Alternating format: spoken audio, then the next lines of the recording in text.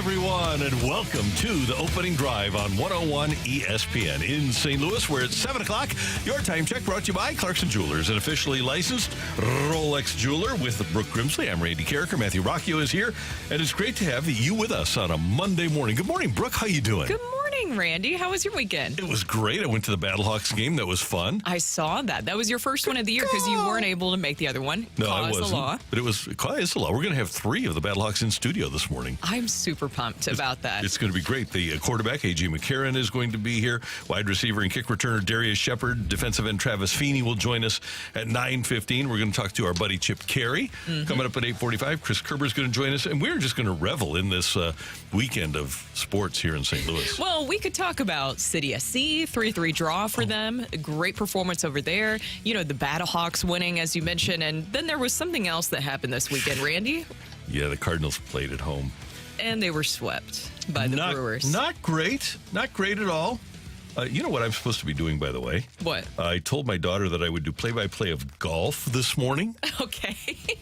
Shout out to Katie for this. Yep, she's driving to work, so I got to find that first. How to watch it? Check channel 809, Matthew. You can't legally do that.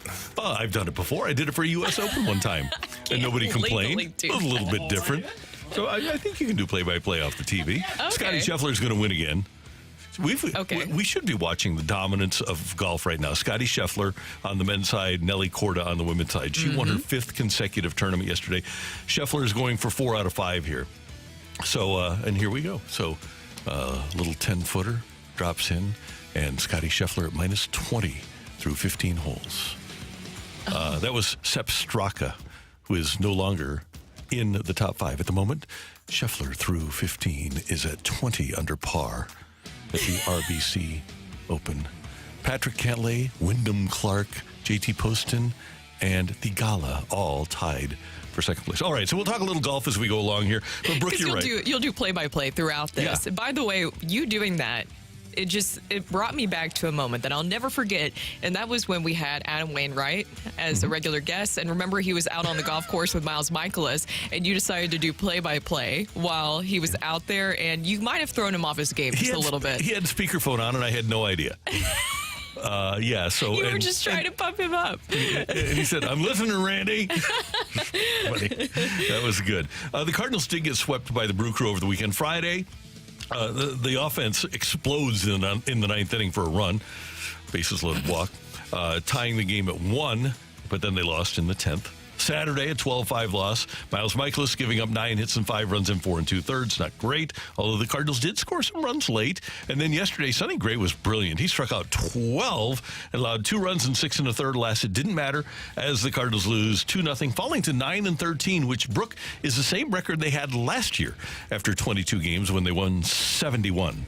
Where's your panic bus, Randy? Are we getting in the panic bus just yet? Because they were outscored 16-6 during the span of this series, and runners in scoring position seem to be a big issue for the Cardinals right now. They were 2 for 22 with runners in scoring position in that 3-game series, leaving 31 men on base. They're now 10 for 66 with runners in scoring position and left 67 runners on base in their past 8 games. Are we more concerned about that, or the fact that it's been a long time since they've hit a home run? It has been a long time. Let me give you the last 7 days for the Cardinals' top hitters, okay? Last 7 days, Jordan Walker is 1 for 10. Guess how many extra base hits he has? I'm going to say 0. Nolan Gorman is 0 for 17 in the last week. Guess how many extra base hits he has? I'm going to say 0. Yeah, when you go for 17, that tends to happen. Paul Goldschmidt, 3 for 21. Guess how many extra base hits he has? Well, sadly, I've been following Paul Goldschmidt and what's going on with him, and he hasn't had any, Randy. Oh, no. Brendan Donovan, 2 for 26. Brooke, Matthew, how many extra base hits do you think Donnie Baseball has? 2. A big 0. Holding up zeros. I have a different stat. So you've got your 2 best, theoretically, young hitters, Walker and Gorman. And then you've got your leadoff hitter and your theoretically, your guy that was the MVP 2 years ago, your best middle of the lineup guy. And those guys have gone a combined 6 for 74 with 0 extra base hits over the course of the last week.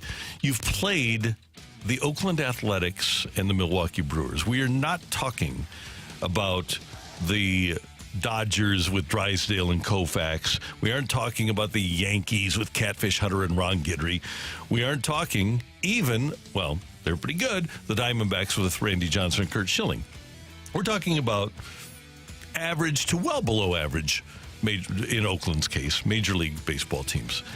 And this is bad. You asked about the panic bus, Brooke. I said they were going to. I thought the Cardinals were a 500 team. So I usually don't panic over a team that really doesn't have a chance in my mind. So I'm not panicking. I'm just sorely disappointed. Very disappointed. Yeah. And we already got our first text. I knew this was coming in, Randy.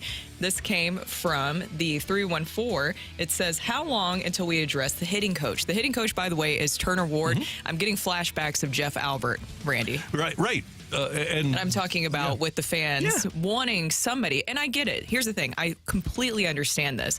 When you get off to such a poor start like this, we saw what happened last year, and we kept hearing, what was it, Randy? Patience. Yep. It's finally they're going to break through all the different kind of stuff. So then you start to have that panic start to set in right now with the Cardinals when it's early, but then you're seeing some of the same issues as last year.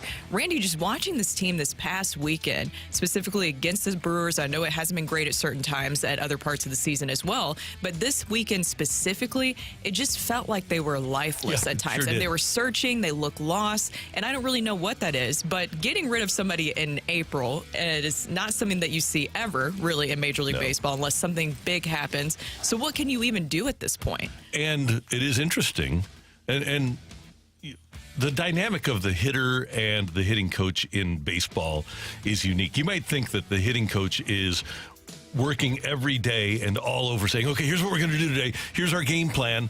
And here's what you need to do. And it's just not the way it works with veteran hitters.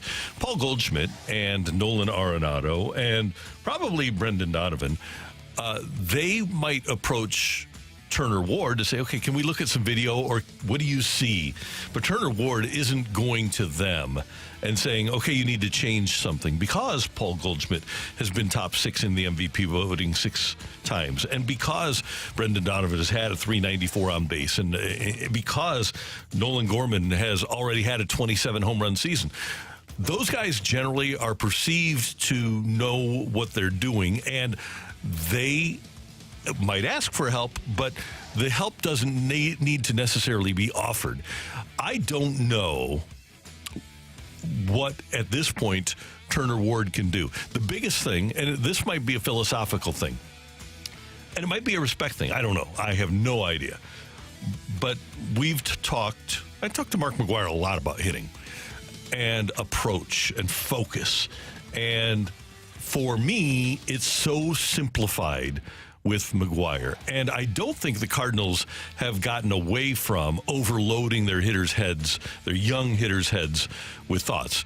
That was apparent last year when they sent Jordan Walker down, wasn't it? When they said, okay, here's what he needs to do. Launch angle, take more pitches, don't swing the bat as much. They do have a certain approach. And with a guy like Walker this year, it's not working. With a guy like Nolan Gorman, not working. With a guy like Donovan, hey, I know that there's not much respect these days for batting average. I grew up in an era where we had newspapers, Brooke, and every day I remember those. Every day I would go and look at the batting averages because they were in the newspapers, and it mattered at that time because the teams that had the best batting averages, the group of players with the best batting averages, were generally the best teams. Well, teams don't care about batting averages much anymore, but I can tell you this.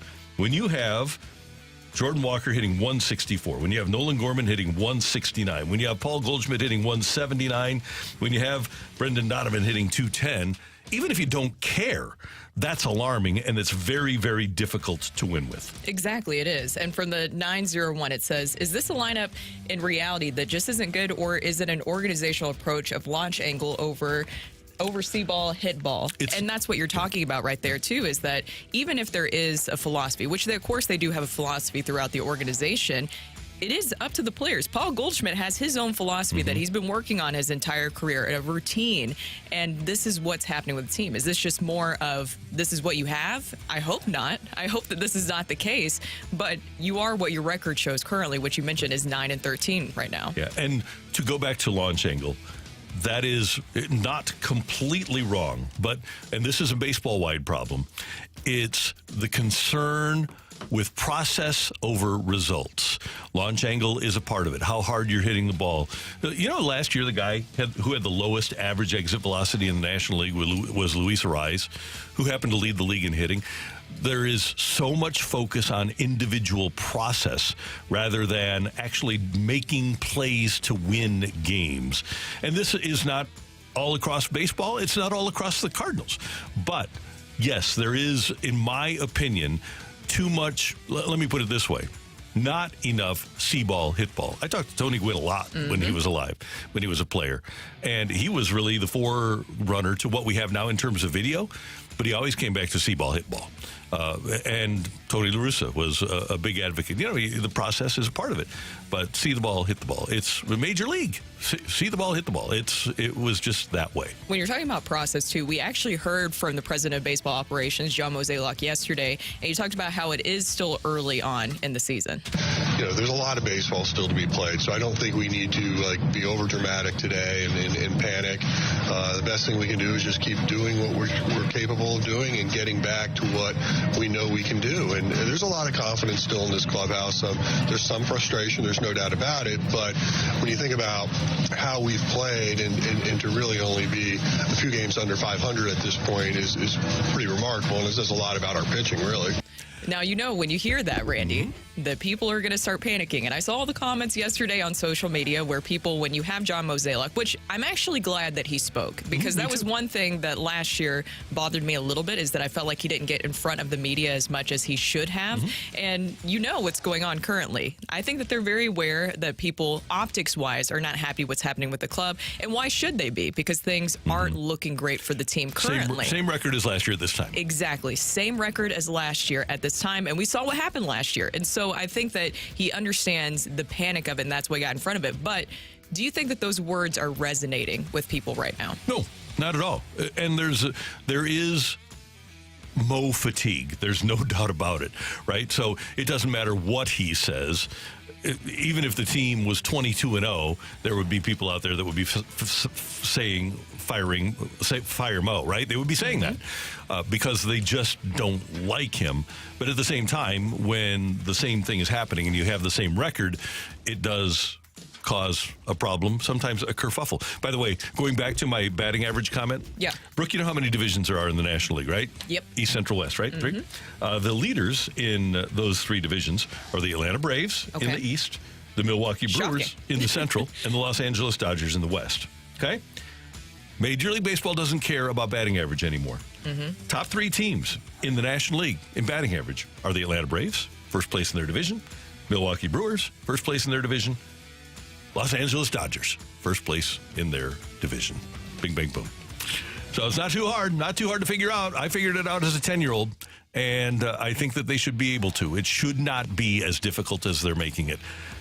And when you have a guy who was a top 5 prospect throughout his minor league, when you have a guy that you said, not we, you said was your best prospect since Albert Pujols, when that guy is 1 for his last 10 over the course of a week in his second full season, and when that guy is hitting like he's hitting, 164, I believe, was the batting average. That is not acceptable. Not acceptable at all. Let's get to some other things from the weekend quickly. St. Louis City SC with a draw against Sporting Kansas. 3-3 was the final in that contest on the pitch in Kansas. There you go. Another thrilling match for them.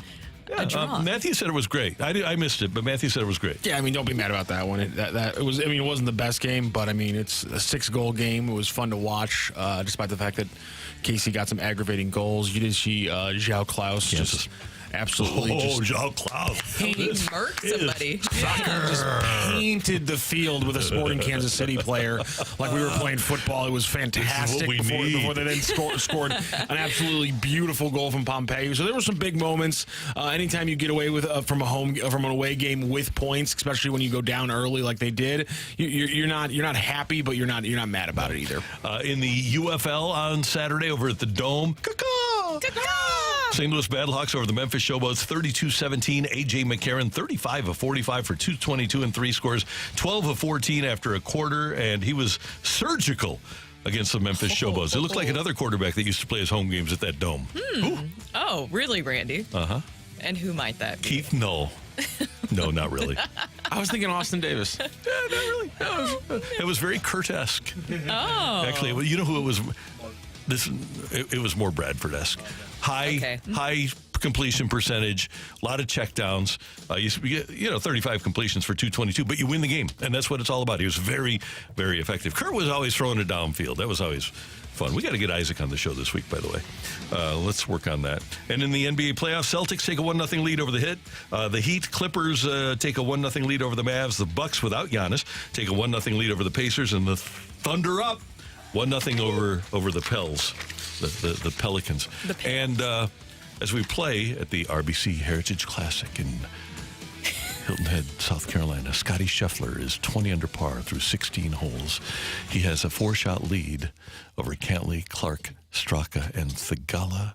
And Scheffler That's Morikawa. I know, but Scheffler is giving up a stroke to Morikawa, who comes in with a birdie at 17, and he is at 15 under par. Did you just see his scorecard? Who, Morikawa? Yeah, that was wild. Yeah. Yeah. That was a goofy scorecard. And Oberg with an A. Kind of the weirdest name. That was the most disappointing part of this year's Masters, was discovering that it wasn't Aberg, which is what I've been calling him for the last year and a half. Me too. I mean, it makes sense, I doesn't thought it? it was It makes sense. So we're off and running here on 101 ESPN. Coming up, 3 things we love from the weekend here on 101 ESPN.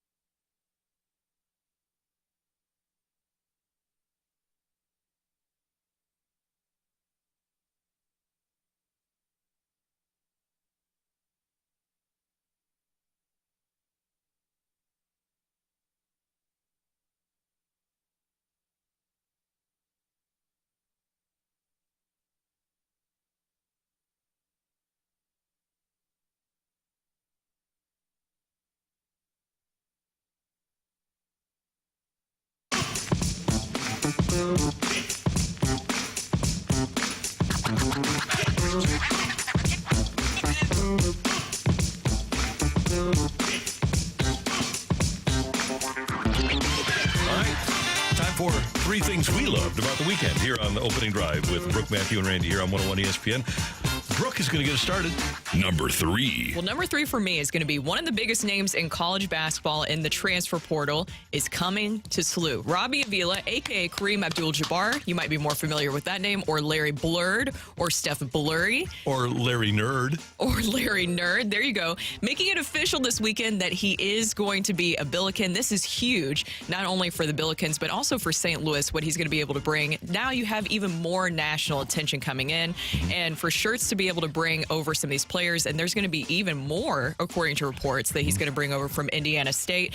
But I think that Larry Blurred was one of the at least more recognizable faces for many different reasons during this year's college basketball season. And so to have him come over, now there's just a good buzz surrounding the Billikens, and they're getting some more national attention. Yeah, it's pretty cool. They're going to wind up getting more, and they kept Corey Tate around, which is huge. It is. To get local players and local talent. So things are looking up definitely for St. Louis University basketball.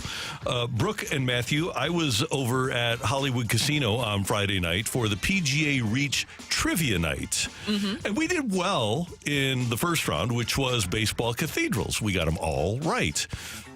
You're welcome. We finished in second place. Our team did. We all have a friend named Chris Muir. Do you guys remember where Chris Muir works? Yes, I do. Where does he work? Golf discount. Golf discount. Check out their new location. Oh, don't tell me that there was a golf trivia question. There was a golf logo round. Golf logo round. Oh, no. We finished in second by 2 points. By, I think, Matt Marino's Did you team. guys get 8 out of 10 on the golf logo? We got round? like 5 out of 10 on the golf logos. Christopher. What happened? I Chris? don't know what was wrong with Chris's mind. I don't know what was happening. Randy, I'm going to take a shot that's unwarranted, but I'm going to take it anyway. I guess all the logos he got wrong must only make drivers. Oh, no, it was weird. Okay, because we're thinking, Titleist logo, Callaway logo, we're thinking stuff like that. So they've got logos for courses around the country. They got a logo for TrackMan. I mean, it was unfair, but still, he's in the golf industry. And he will admit, I think Christopher will admit that if he would have been on his game, that we would have won the thing. We would have won the whole blanking thing, and we didn't. But we had a great time, which was great, and Ozzy was there in his element having fun. And so congratulations to the people that won, and bummer for us that we finished in second. We had a great time except for that one round. Except for that one round. I feel like we need to hear from Chris about what fully happened here. Credit where credit is due. Chris dominated the music video and movie categories. Dominated. Wow. Yeah. So he did. And I gave nothing except for baseball cathedrals. So I even went over. You really held back those facts till the end of the story? Well, you really painted it. We kind of cherry picked this information, didn't we, Randy? Yeah. In the next round, I don't even remember what the next round was because I got up and walked over to Ozzy's table and said to everybody there, I said, I'm done. That was a really good way of just making sure that you put the more important part out, I guess, but leaving your portion out. Oh, Cherry picking. Well, but I was there for sports, and we did were. well. So everybody knows that if it's anything beyond sports, I'm done. I feel like you're pretty good at pop culture, though. You struggle with the music videos. What really was there a certain era that it was from? It was from the 80s. It was an MTV. Okay, it was an MTV thing, and apparently, aside from playing golf, when Chris Muir was Chris Muir was a teenager, he was at home watching MTV. So good for him. Number 2. Number 2 for me is that we have a clear rivalry really brewing between Sporting KC, aka Sporting Kansas, and City SC. I love a good rivalry, and we're calling it the Derby Q. I want to call it the Derby Q, but apparently it's the Derby Q. And it was just really good to see. I thought it was a very thrilling match. 3-3 draw. You come away with a hard-fought point for City SC, and you have Totland with the goal in the final, 90 seconds? Yeah, pretty much. In the final 90 seconds. And so it's just a very exciting, thrilling match. And I like that you have this kind of hated rivalry brewing between the two teams. I love the rivalry. I want SC to win games, though. I'm tired of draws. Of course. Guys. I just think it was funny, too, because tell me it's not a rivalry. If you were watching the broadcast, I hope you either muted it or you were not watching with kids, because it's got a rivalry feel, because the Kansas City fans were... they had some very basic chants and some very classic profanity involved in those chants, and they were not holding back. It was quite the atmosphere they had going there. If that's the energy you want to have, all right, let's do it. Yeah, but it's nothing like City Park. And by the way, the timing was beautiful. They were quite literally chanting "Bleep you, St. Louis" as Klaus scored his goal. Great. It was fantastic. They call it Blue Hell, don't they? Yeah, well, they are on the Kansas side. Yeah. I've always referred to Kansas as hell. There you go. Brooke, you're having work done on your house right now by contractors and subcontractors, and I had the honor of hosting the American Subcontractors Association Gala on Saturday night over at the Four Seasons. Just great people, and we are lucky in St. Louis because we have so many great contractors and craftspeople that work on people's homes and businesses. And it was great to be around those people, and just so nice. Congratulations to all the award winners, including a good friend of mine, Tim Weiss, who was named the Contractor of the Year here in St. Louis. A very charitable, philanthropic guy, one of my favorite people. And congratulations to Tim and his company, TJ Weiss Construction, but all of the winners on Saturday night. And again, I'll say it, if you're going to get work done on your home, you're better off in St. Louis than pretty much anywhere else in America. Yes, and we're almost done. I'm in the final stretch, Randy, of getting the house fixed. Good. It's very exciting. Number 1. Number 1 for me is not much showboating to do in Memphis today because the Battlehawks beat Memphis 32-17. Stellar day, as you mentioned earlier, for A.J. McCarron and crew, and they improved 3-1 overall. But most importantly, Randy, they're 2-0 inside the BattleDome. They're pretty impressive. 31,000 on hand. It was great. So, yeah, they're playing well, and their only loss is a 64-yard field goal at the end of a game, right? At Michigan in their opener. Otherwise, they're 3-1, and I'm going to use that as my number 1 too, because here we are. One of many stupid things that Kroenke and his henchmen put in their little relocation book report that I could have written if I would have taken the time to do it in 5th grade, because they did as much research as I did when I was writing papers, which is none. You also would need no soul.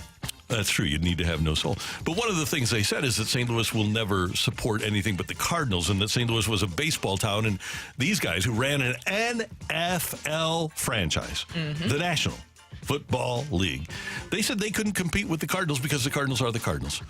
The Cardinals had, 40,000, 37,000 on Saturday. The Battlehawks from the UFL had 31. People were out there, all the smoke wafting into the sky from that parking lot north of the Dome. The Dome, aside from the turf, looks great. The crowd is fantastic. And it's a shame that people like Kevin Demoff and Stan Kroenke and their attorneys are so stupid and so short-sighted that they don't recognize before them what a great sports town is. And that's why at their dome in L.A., every single week, it's overrun by fans of other teams because they left the most supportive sports city in America for a city that doesn't support their team, even though they've gone to a couple of Super Bowls. It's... I feel bad because, and I always say this to you, right? There has to be a stupidest person in the world. And you can be a stupid billionaire, apparently, because, well, he's making more money. And it is all about money for him. There's no doubt about that. And the other guy lied to get his team to L.A. At the end of the day, there is much more emotional attachment to sports here than there is in Los Angeles, and that's what they're missing out on. Sure, he's got an extra $1 billion, which is great. He already had 13, 14, 15 billion. But he had a chance to be the guy in this town. Kroenke did. The guy. And he blew it. He had a chance to be beloved, and now nobody cares. And the thing is that we're so lucky to have owners that care. Carolyn Kendall, and I know that Kavanaugh is involved as well. And the DeWitts, I know that people don't want to hear right now, but they do truly care about the Cardinals and also the city, everything like that. And you have Stillman, everything that they're willing to do. I'm glad that we have owners in town that care, and they care because they understand that St. Louis is a sports town. Yep. That is what you have here, and that's the thing that is so exciting about it. Kevin and everything they did, Kevin Demoff, just going back and seeing everything, they were just lying lying because they wanted to try to make St. Louis look like they weren't supportive. That was not the case. Everything they were doing behind the scenes was disgusting, and it's disgusting that the NFL allowed that to happen. It really is. But congratulations to the Battlehawks and the people, the sports towns of St. Louis that support the UFL. We can get over the whole, well, we'll never get over the Rams thing, but let's appreciate what we have, because the Battlehawks are doing everything they can to make things great here in town. And by the way, 3 Battlehawks coming up in studio at 9:15. Quarterback A.J. McCarron, wide receiver Returer Darrius Shepard, and defensive end Travis Feeney. Coming up, though, how are you feeling about your Cardinals? We want to get into the trust tree this morning. You can text us 314-399-9646, 314-399-YO-HO. You can use your 101 ESPN app to use us, to send us a mic drop, and you can be angry, just don't curse, okay? Or just say bleep. And we want to hear from you about your disdain for the way things have started for our Redbirds. Next on 101 ESPN.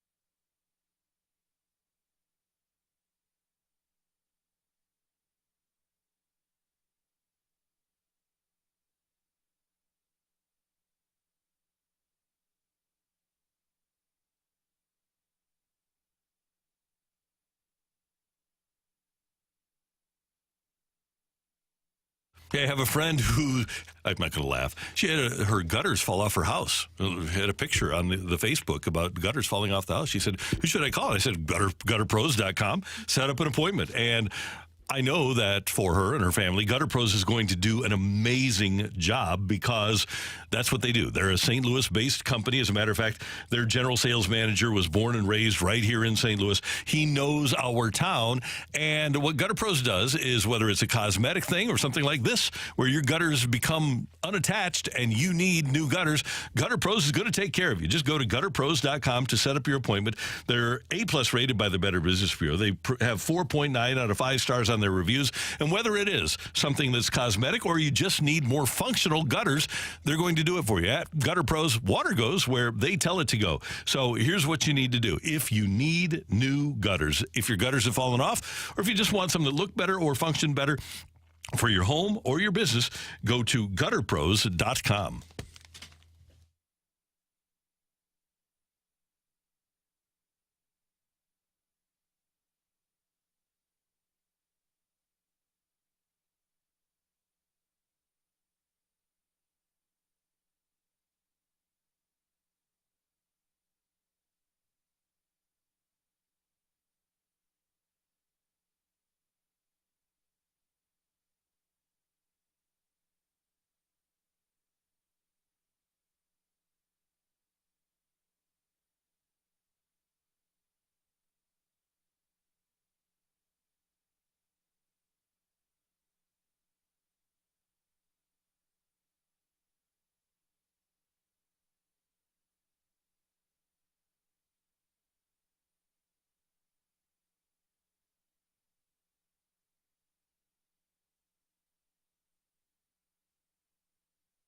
This is Rocky with your Sports Center update driven by Johnny Londoff Chevrolet and Johnny Londoff Autoplex. The Cardinals swept by the Brewers after yesterday's 2-0 loss. They'll try to get back in the winning column as they host the Diamondbacks for a 3-game series. Game 1 starts tonight, 6:45 first pitch. It'll be Brandon taking on Lance Lynn for the Cardinals. Lynn on the season is 1-0 with a 2.18 ERA. Also over the weekend, it was a big game for St. Louis City SC as they traveled across the state and then a little bit more to face off against their rival Sporting Kansas City for a 3-3 draw, and then another win for the St. Louis Battlehawks as they get a 32-17 win over the Memphis Showboats. That is your Sports Center update driven by Johnny Londoff and Johnny Londoff Autoplex. See them at londoff.com. Chevy, together we drive. Are you kidding me?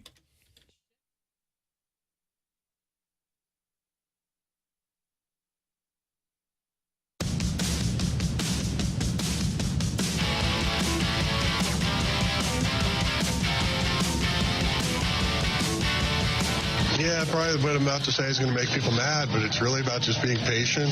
These guys know what they're doing. They know how to do it. To your point, their resumes are spectacular. So in time, we think it's going to work out. Now, behind me is the batting cage. There's a lot of people that are working really hard to try to get themselves going. And, I have confidence we'll get to where we need to go. That is Cardinal Pomo John Mozeliak on Bally Sports talking about the Cardinals' struggles. And, behind him in the batting cage were people that were working on offense. And offense right now trails the rest of the National League in batting average with an overall team batting average of .219. So we want to hear from you. And, by the way, we did get one that, Brooke, you pointed out to me that said, the DeWitts only care about the bottom line, quickly turning into a Kroenke hate fest. And I'm trying to understand this because I know that we have great, smart listeners and great, smart fans. Mm-hmm. And I see Nolan Arenado going out there every day. He's making $35 million a year. I see Contreras with his $87.5 million contract. I see Sonny Gray getting $25 million a year, which is more than Snell got AAV, more than Montgomery got AAV. I think Sonny Gray might have been the highest AAV pitcher this offseason that was in the major leagues, aside from Yamamoto and the guys that came over from Japan. And then, Brooke, I look at the team, and it seems to me that the real issues are with the players that aren't making as much money. It's not that Goldschmidt isn't a problem, but the Cardinals are paying him. But, I mean, the guys that they aren't paying, Nolan Gorman is hitting 169. Mm-hmm. Brendan Donovan's not being paid a bunch of money. He's hitting 210. Walker is hitting 164. These are all highly regarded prospects, and it seems like other teams' highly regarded prospects are rising to the occasion, and the Cardinals aren't. This is my own personal opinion. I don't think the amount of money the Cardinals spend, and they're 10th in payroll right now, is the issue.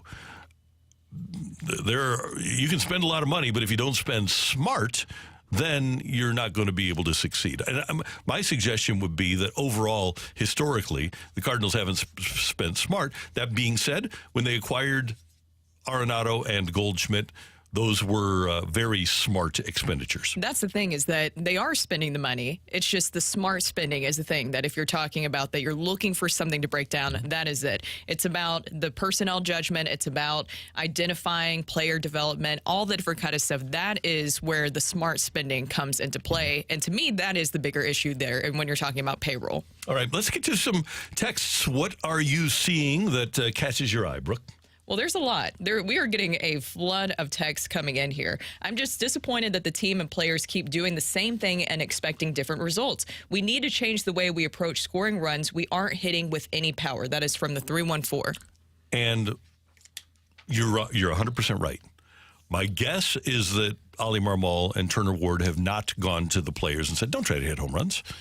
I'm guessing that they're trying to get the players. I hope that's not the philosophy. Yeah. So I don't know. I don't know hitting well enough to understand why this is happening. But I know Nolan Gorman has power. I know Jordan Walker has power. I know that Goldschmidt and Arenado have power. But I don't know. I wish I could tell you why it's happening.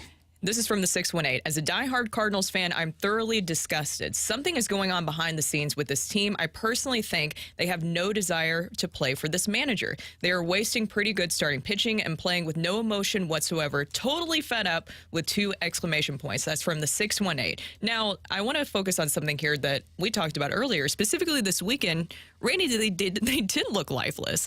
They looked like they didn't have much energy. We talked about it. They were outscored 16-6 in the series with 5 of those runs scored on just Saturday alone. It looks like they're really searching for something. And the Cardinals did move things around. Oli Marmol did move things around, by the way, sending Victor Scott II down, and along with Andre Palante, who I guess is going to be a starter at this stretch point. him out. You know, we'll circle back to that one because there's greater issues at hand here. But what can you do at this point? Because firing a manager in April, is that going to change anything? No. Is there somebody, if you were able to pluck a different manager and put them possibly in this situation, do you think you could get a different result out of this group? I think you could. We have seen it a couple of years ago with Philadelphia, right? And that was Girardi, who was an experienced World Series manager. And the Phillies put Rob Thompson in place. He made a couple of tweaks. The team gained life, and they wound up going to the World Series. Go back to 2003 when the Marlins moved on from their manager and hired Jack McKeon. And they started playing good, clean baseball under a veteran manager and wound up going to the World Series. Happened here with Whitey when he got hired in 1980 and took over. And that team almost immediately started playing better baseball. I don't know with this group if that is worth making a move, but I do know, and I'll repeat this again and again and again. A Joe Madden protege, Davey Martinez, won the 2019 World Series with the Washington Nationals. 2020 was a COVID year. I don't even count it. 2021, a grizzled veteran manager, Brian Snitker, wins with Atlanta. 2022, you've got Rob Thompson and in Philly, and winning the World Series was Dusty Baker, grizzled veteran manager. And then last year, you've got a grizzled veteran manager in Bochy that won the World Series. Brooke, I don't think that's a coincidence. And the only winning historical grizzled veteran manager, I guess there's a couple because you can count Girardi, but Madden is the only guy. I don't know that would solve the Cardinals' problems. It's certainly not going to happen, but I don't think it's a coincidence that veteran managers are regularly going to and winning the World Series. It's because of the experience. It is because of the gut. And you just looking back at this past offseason for the Cardinals, of course, I think getting innings eaters was a great plan for them to do. It's worked out for them thus far. I know there have been some rough starts with some of the guys, but Lance Lynn looks fantastic, by the way, and he'll be pitching today. But what do you think about their approach of adding so much veteran leadership this offseason? Because it seemed like maybe that was a big issue with Nolan Arenado and maybe even Paul Goldschmidt, where they felt like they had to focus more maybe on being a leader and having more of a vocal voice. And this was supposed to, the additions of Matt Carpenter and Brandon Crawford, I know that was supposed to help Mason win as well, but it was supposed to help alleviate some of that pressure. What do you think of that philosophy this offseason and how we're seeing that in play currently? I think part of what they need, and by the way, Scotty Scheffler wins the RBC here. Randy. Come on. Congratulations to him. Here's my thing, Brooke. I think part of winning baseball, the teams that I covered that won were always excited to get to the park every day, and you could tell they were excited. Now, I'm not around this ball club at all. I just watched them on the field. You could tell winning teams were excited about playing. And to me, that's one thing that veteran leadership should do with young players. Say, hey, this is a rare opportunity for you. This is fun. You're playing a game. You're talented. You should go out there and have a good time. And you should play with energy. I don't see on the field a ton of energy. Now, people in the clubhouse say that this is a group that really likes each other, that they have fun in the clubhouse. And it's hard to look good when you aren't winning, right? It's when you aren't hitting, it really is hard to look like you're having fun and have a ton of energy. But I don't know if the energy brings the hitting or if the lack of hitting brings the lack of energy. But I do think, to your question, that that's the sort of thing that Carpenter and Crawford have to go to the young players especially and say, hey, you got to battle through this, but have fun and hustle and look like you're playing a game. Because I don't think, and people can disagree with me if they want, but I don't think they look like they're having like they're playing with a tremendous amount of energy or playing a kid's game. No, it doesn't look like that whatsoever. It looks very lackluster. Can I get one more in before we head to break? We can. I want to give you one other stat after you get this in. Okay. So this is from the 314. Why can't we develop talent? I don't understand why players leave and have more success, but we can't get our own players to perform. The strategy and the evaluation is bad, and they haven't made any changes in years. That's from the 314. Brooke, I think this goes back to what I was just talking about with veteran managers, people that have been around and watched young players develop. But what's a common denominator between Davey Martinez, who had the 19-year-old Juan Soto and brought up Robles, and they brought up a couple of other young players when they won. When you look at the 2021 Braves, all the young players that they brought up, the Austin Rileys, and I know that Acuna wasn't playing that year, but Ozzie Albies, and they were the ones that brought Dansby Swanson, and it was Brian Snitker who helped develop those guys. And then you look at the Astros with people like Kyle Tucker and that young pitching, incredibly young pitching staff with Garcia and Javier and Framber Valdez and that young group that Dusty helped bring along, especially after the scandal. And then you look last year. I mean, you've got a ton of young players on the world champion Texas Rangers. And, by the way, a ton of young players, another older guy that has managed before in Arizona. And they've got young players. I think there is something to be said for the avuncular manager, the person with experience that can help young players advance. I do think that that's an issue, and I don't know why the Cardinals aren't able to get guys to advance the way other teams do.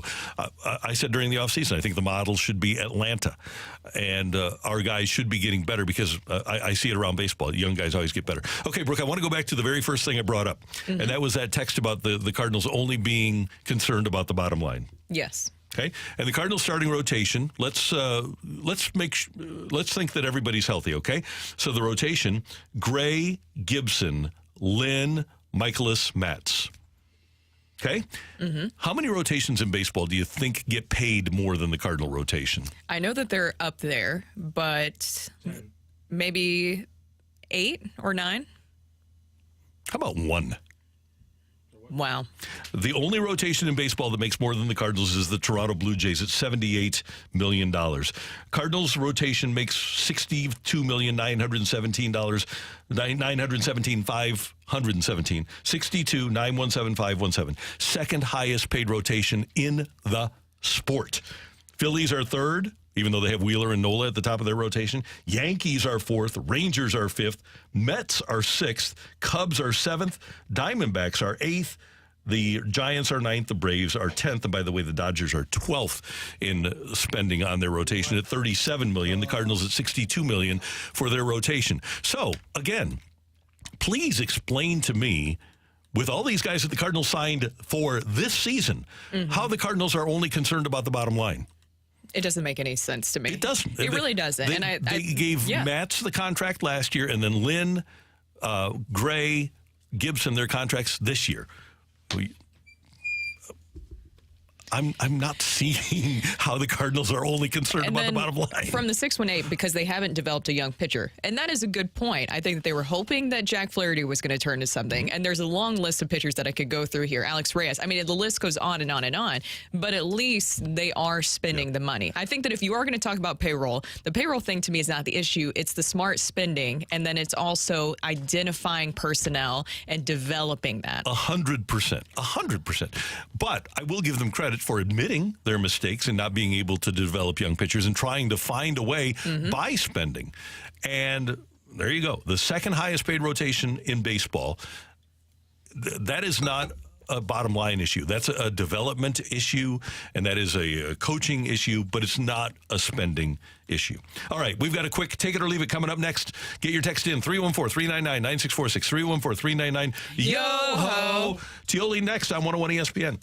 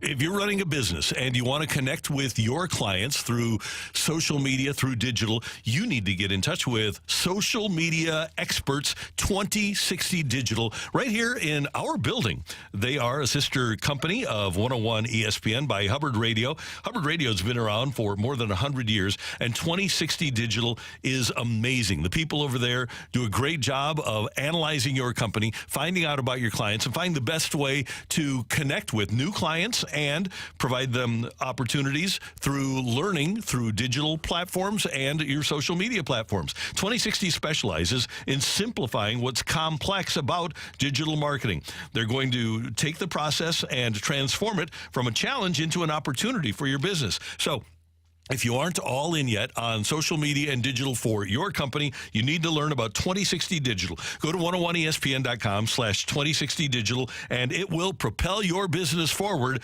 You want to use it. They're great. I see these people. I know them, and they're fantastic. And they're in our building here, and you'll love working with them every day. Go to 101ESPN.com/2060 Digital.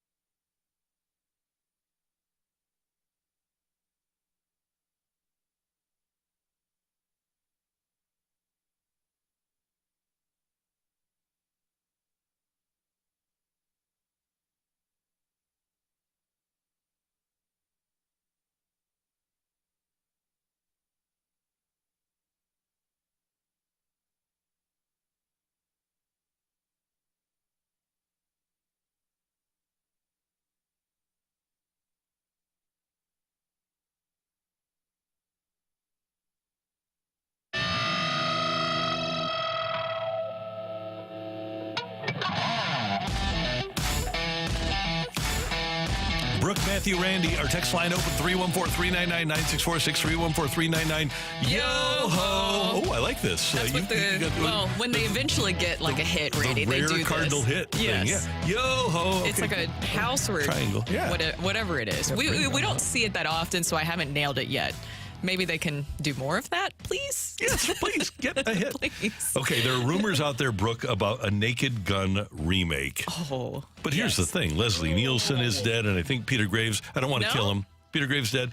And David Zucker, who made the movies, says he's not excited about it. He's not involved with the project, and he's worried the team behind it doesn't realize how difficult it is to do. Take it or leave it. Anybody who's thinking about a Naked Gun remake should completely walk away from it right now. You think it'll just never be as good as that one? It'll never be. Well, I here's agree. the thing. Yeah, I don't think it would. And sometimes we discussed this. Sometimes remakes are not the best.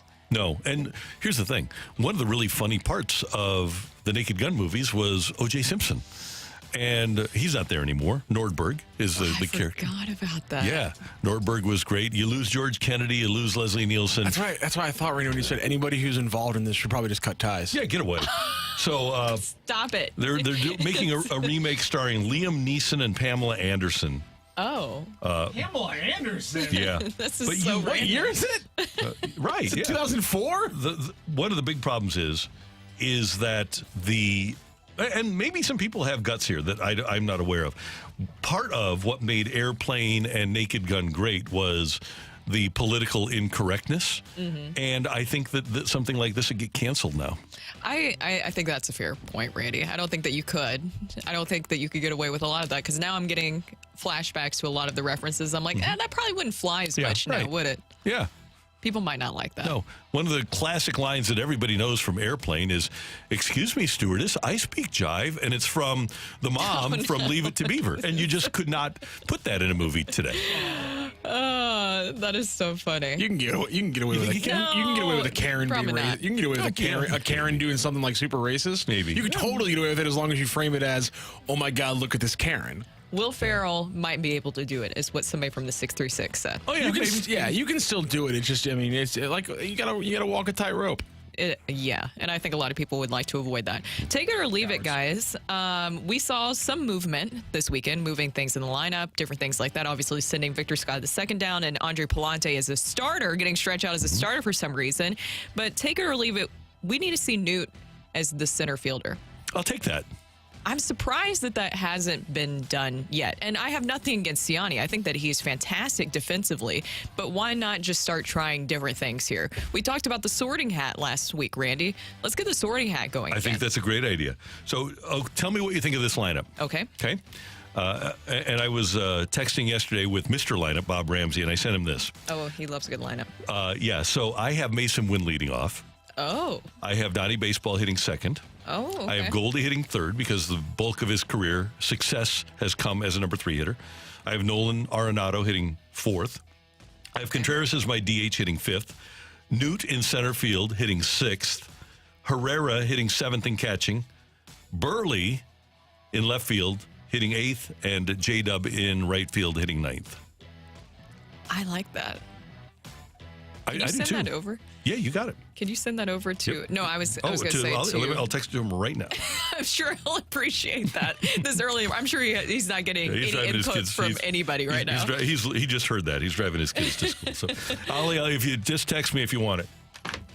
It's out there. Yeah. It's out. Yeah. All right, Matthew, what do you got for us? Take it or leave it. It's time to bring up JC. At least he's a hitter. Yeah, why not? Where are you going to put him? DH.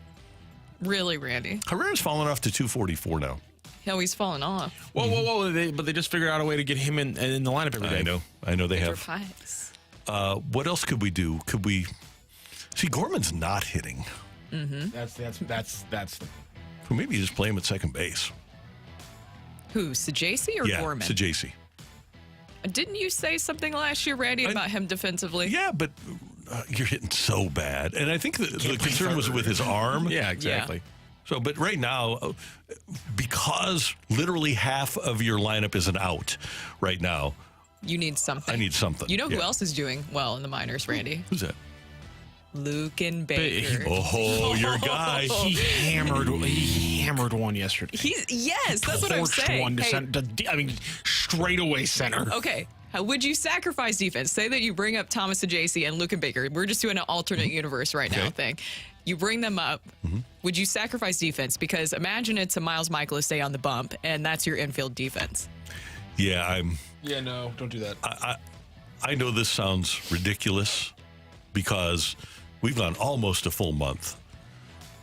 But if you give me a ninth inning, runners at second and third, bases loaded, one out, I'm still going to take Paul Goldschmidt over Luken Baker.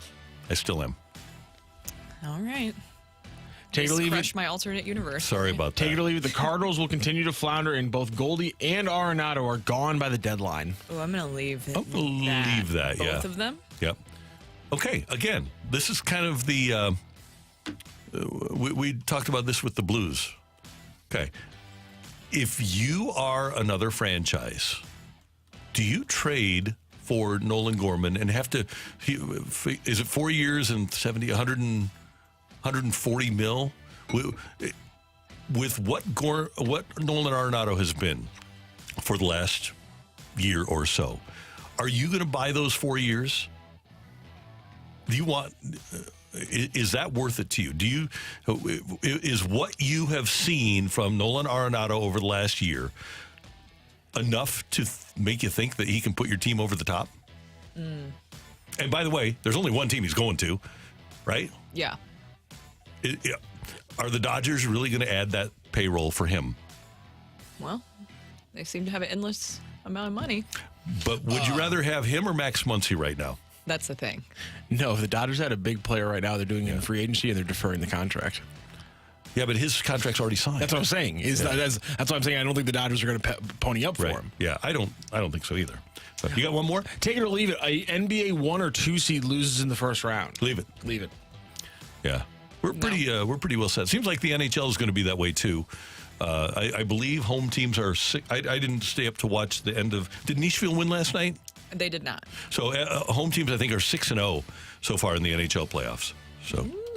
Yeah, I don't. By the way, did you guys watch any of that game? I watched the first 2 periods of Nashville. Ryan O'Reilly is playing great. He has new life, doesn't he? Yeah, he looks really, really good. I guess. He kind of looks like a Connie Smythe winner. The Knicks could lose to the 76ers. Yeah, that's the only one. And Embiid's messed up. Yeah, that would be the only one, I think. Yeah.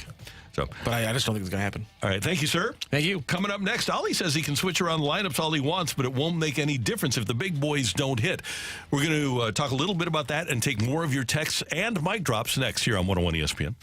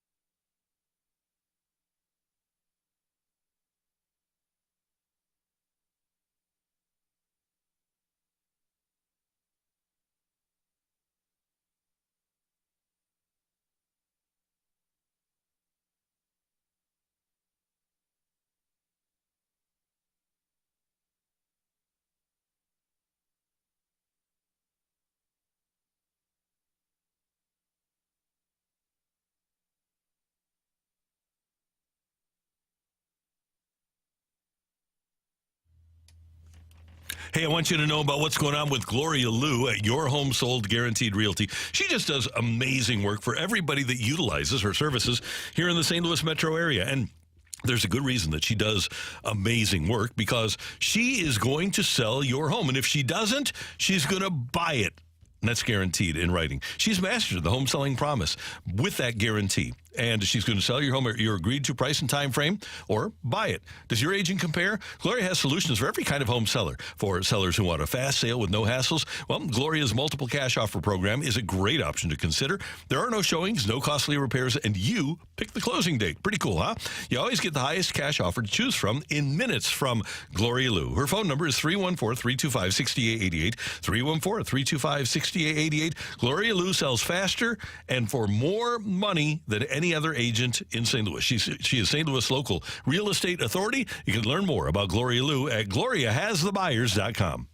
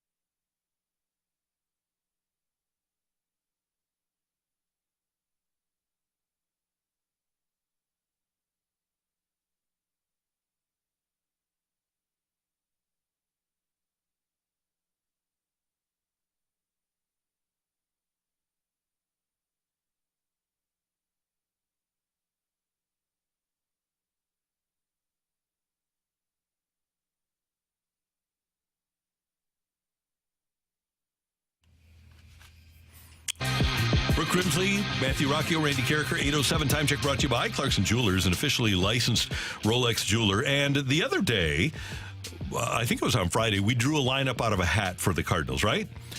And it seemed like it was pretty good. During the weekend, somebody was listening to our show. A lot of people listen to our show. Somebody asked him about shuffling the lineup around, and Oli said, you can do all the shuffling you want. At the end of the day, if those two guys, Goldschmidt and Gorman, aren't in the middle of it hitting doubles and homers, then ... And then he declined to elaborate, but the implication was clear, according to Jeff Jones of the Belleville News-Democrat. And in that situation, he is not wrong. If your big boppers aren't bopping, then you aren't going to hit home runs and your offense isn't going to score. It really doesn't matter what the rest of your lineup does. That being said, I do think that sometimes shuffling and just giving people a situation where they don't have to think so much and make it just fresh and fun, like drawing a lineup out of a hat, I think that could be beneficial to a ball club. At this point, you need to try anything, just continuing to shake things up. And he did move Paul Goldschmidt down the lineup yesterday, as we saw. It was the first time, I believe, in his career with the Cardinals that he was actually moved down to that 5-hole spot, right? I thought I saw that this weekend, which is so crazy to believe. But at this point, we know the struggles that we've seen with Goldie, and it didn't exactly work out with him because you had a huge situation where Paul Goldschmidt came up with the bases loaded and won out in the first inning, and he popped out, Randy. Yeah. So it didn't work out specifically for him, but something has to give here. Something has to be just shaken up with this group. They need some new life. And I understand, too, that you send down Victor Scott II. So maybe that's another hole in your lineup where obviously he wasn't producing at the plate. So you go and send him to the minors. Now he'll get some action in AAA, hopefully be able to work on his swing a little bit, get him more comfortable, because he's an exciting player. It's just that right now with his team struggling with their offense and not being able to score runs, you can't have any holes in this lineup. Too much pressure. And by the way, he's replaced by, I know Ciani's 3 for 10 over the last week, but Ciani's a hole in the lineup. I mean, let's be honest. Yeah. There's a reason that Michael Ciani got waived by the Reds and the Cardinals picked him up. I hope that he winds up being like Big Papi, who got waived by the Twins and picked up by the Red Sox. But I'm not so sure that's going to happen. Would that be fun? That would be interesting. From the 618, Randy, I just don't know about Gorman. What's your thoughts? I don't know either. I've always projected him as a guy that would hit home runs and strike out a bunch. I never thought that he was going to be much more than a 230, 235, 240 hitter. He's not even close to that right now. But I'm concerned, too, because he's kind of a one-trick pony, but he's not performing that trick right now. Yeah, that trick is not working out. But he's not the only one, and that's the part that's really hard here, is that it seems like your whole lineup is an automatic out at this point. Yeah. So what do you do to spark a change? We saw the text earlier where people are saying, get rid of Turner Ward. Turner Ward, by the way, is the hitting coach, because I also saw people say, get rid of the hitting coach. That's Turner Ward now, by the way, who is the hitting coach for the Cardinals. And, of course, you're always going to get in the fire Oli Marmol, the fire John Mozeliak text. What can you even do? This is April. What can you even do at this point to provide any sort of spark from this team other than the thing that we hate hearing, which we heard Mo say this weekend, is patience? Yeah, that's one of the things. Are you okay with giving up assets to fix this situation? Depends. If you would have to give up a prospect to bring Jeff Albert back into the organization, would you do it? To get Jeff Albert back?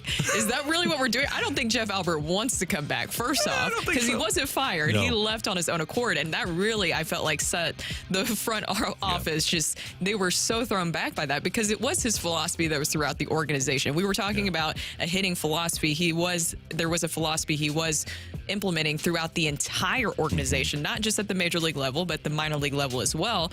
At this point, this is just my idea. So this offseason, we know that they added veteran leadership with Lance Lynn, who's been great, by the way. And then you add in Matt Carpenter, because they kept saying they wanted guys who are around for winning in the Cardinals way, which obviously Carp and also Lynn were around for that. What about bringing that to your coaching staff? You're about to have a huge opportunity here with the Marlins.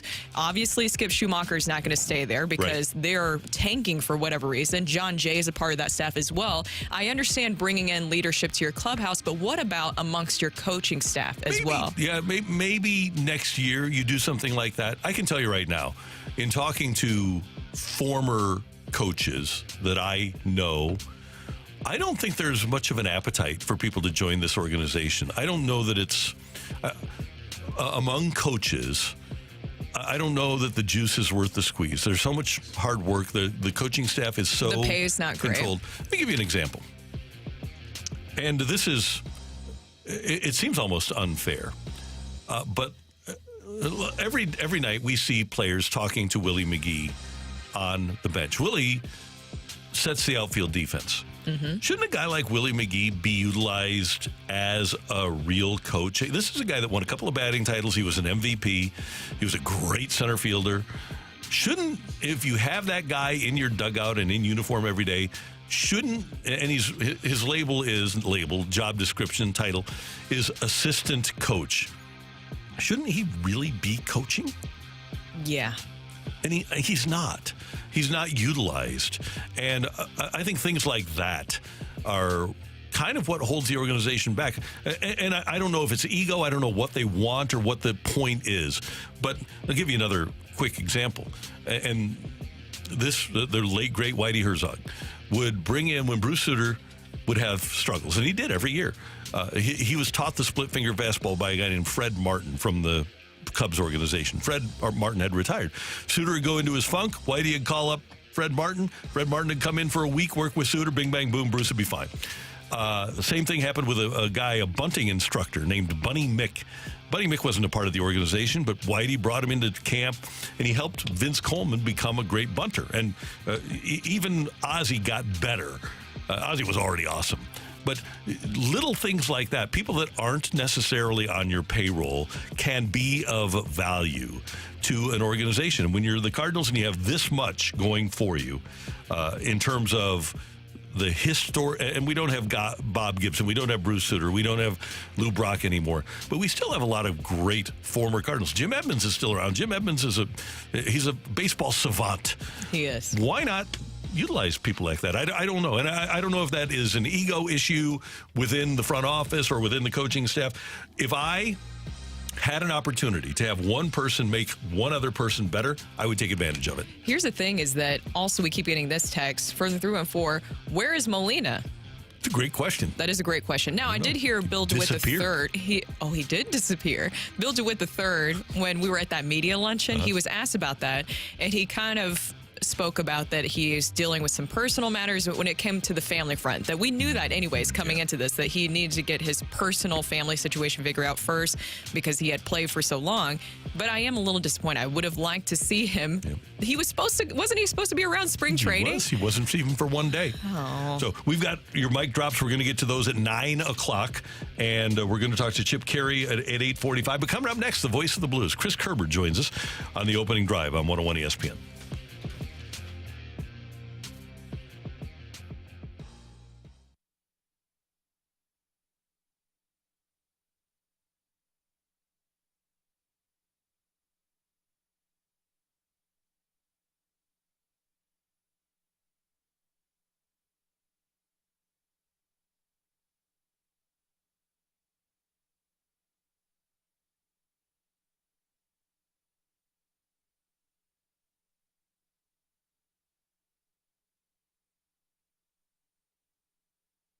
Basic Concrete and Garages with 40 years of experience and an A+ rating with the BBB.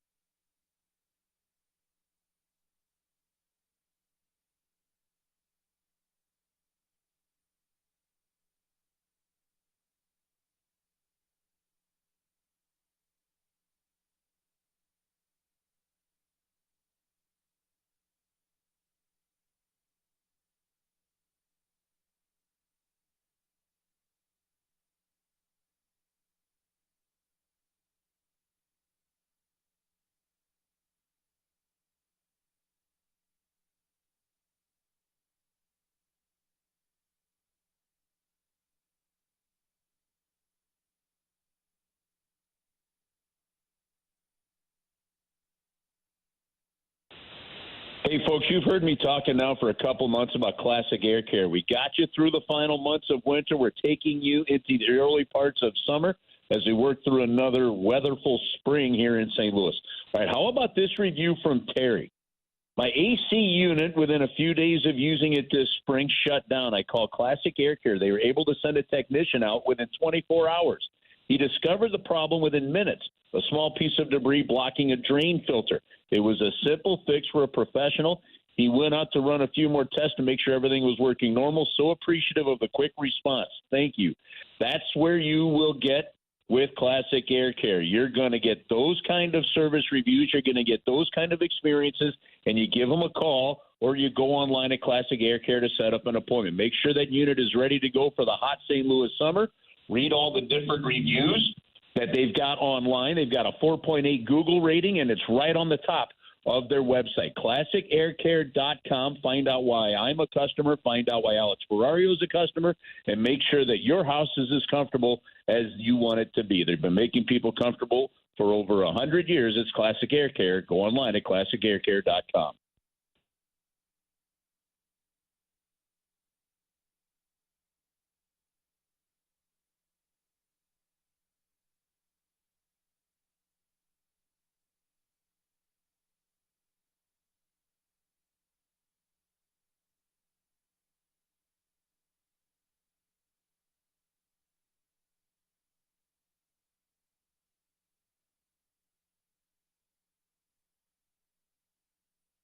ESPN has your chance to win free tickets to see Breaking Benjamin and Stained, along with special guest Daughtry on October 1st at Hollywood Casino Amphitheater. Tickets are on sale now, but we've got your chance at winning free tickets for the show. Get entered to win those free tickets for Breaking Benjamin and Stained right now, either at 101ESPN.com or on your 101 mobile app.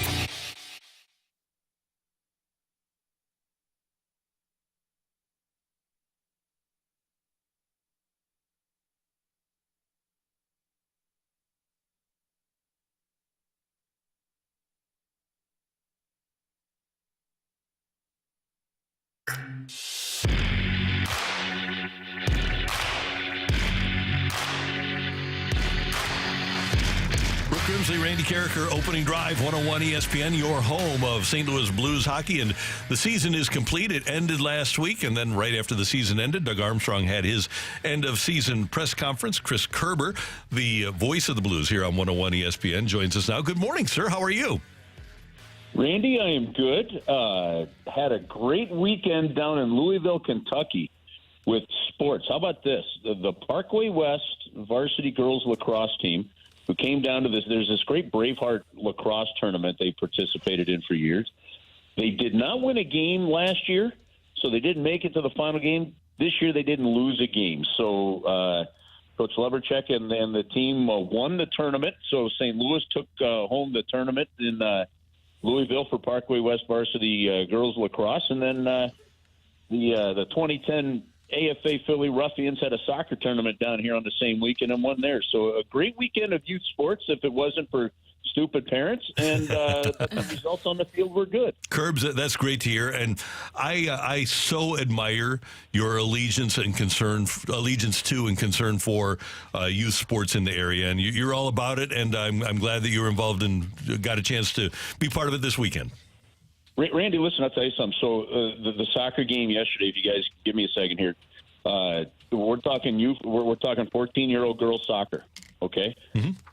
It was a very physical game. Girls they're aggressive. It's just, frankly, it's fun to watch if you're a hockey fan. I got to tell you this, right? But the sidelines, frankly, on both sides, and I very rarely stand on the sidelines. I'm like 15 yards back, and I'm away from most parents. The sidelines were just atrocious. One of our kids ran into one of their kids, got a yellow card. It was a legit yellow card. Some parents were yelling at the refs. Were like, "Hey, guys, that's a yellow card." My daughter gets taken down, on the, she's just an aggressive player. She gets taken down, in front of the other parents, and a grown man. The refs had to eventually stop play here. A grown man stood over a 14-year-old kid, looks down, and says, "That's how you do it. Keep taking them down." Oh, man. And you're like, what the hell is wrong with people? Like, it gets to the point where you wonder why we don't have refs, we don't have good coaches, we don't have, and it's because of this. I mean, We had a parent on our side yell across the field to a referee that it was offside. Again, 14-year-old soccer. The play was offside. The referee had to yell back, knock it off. And you're like, this is just stupid.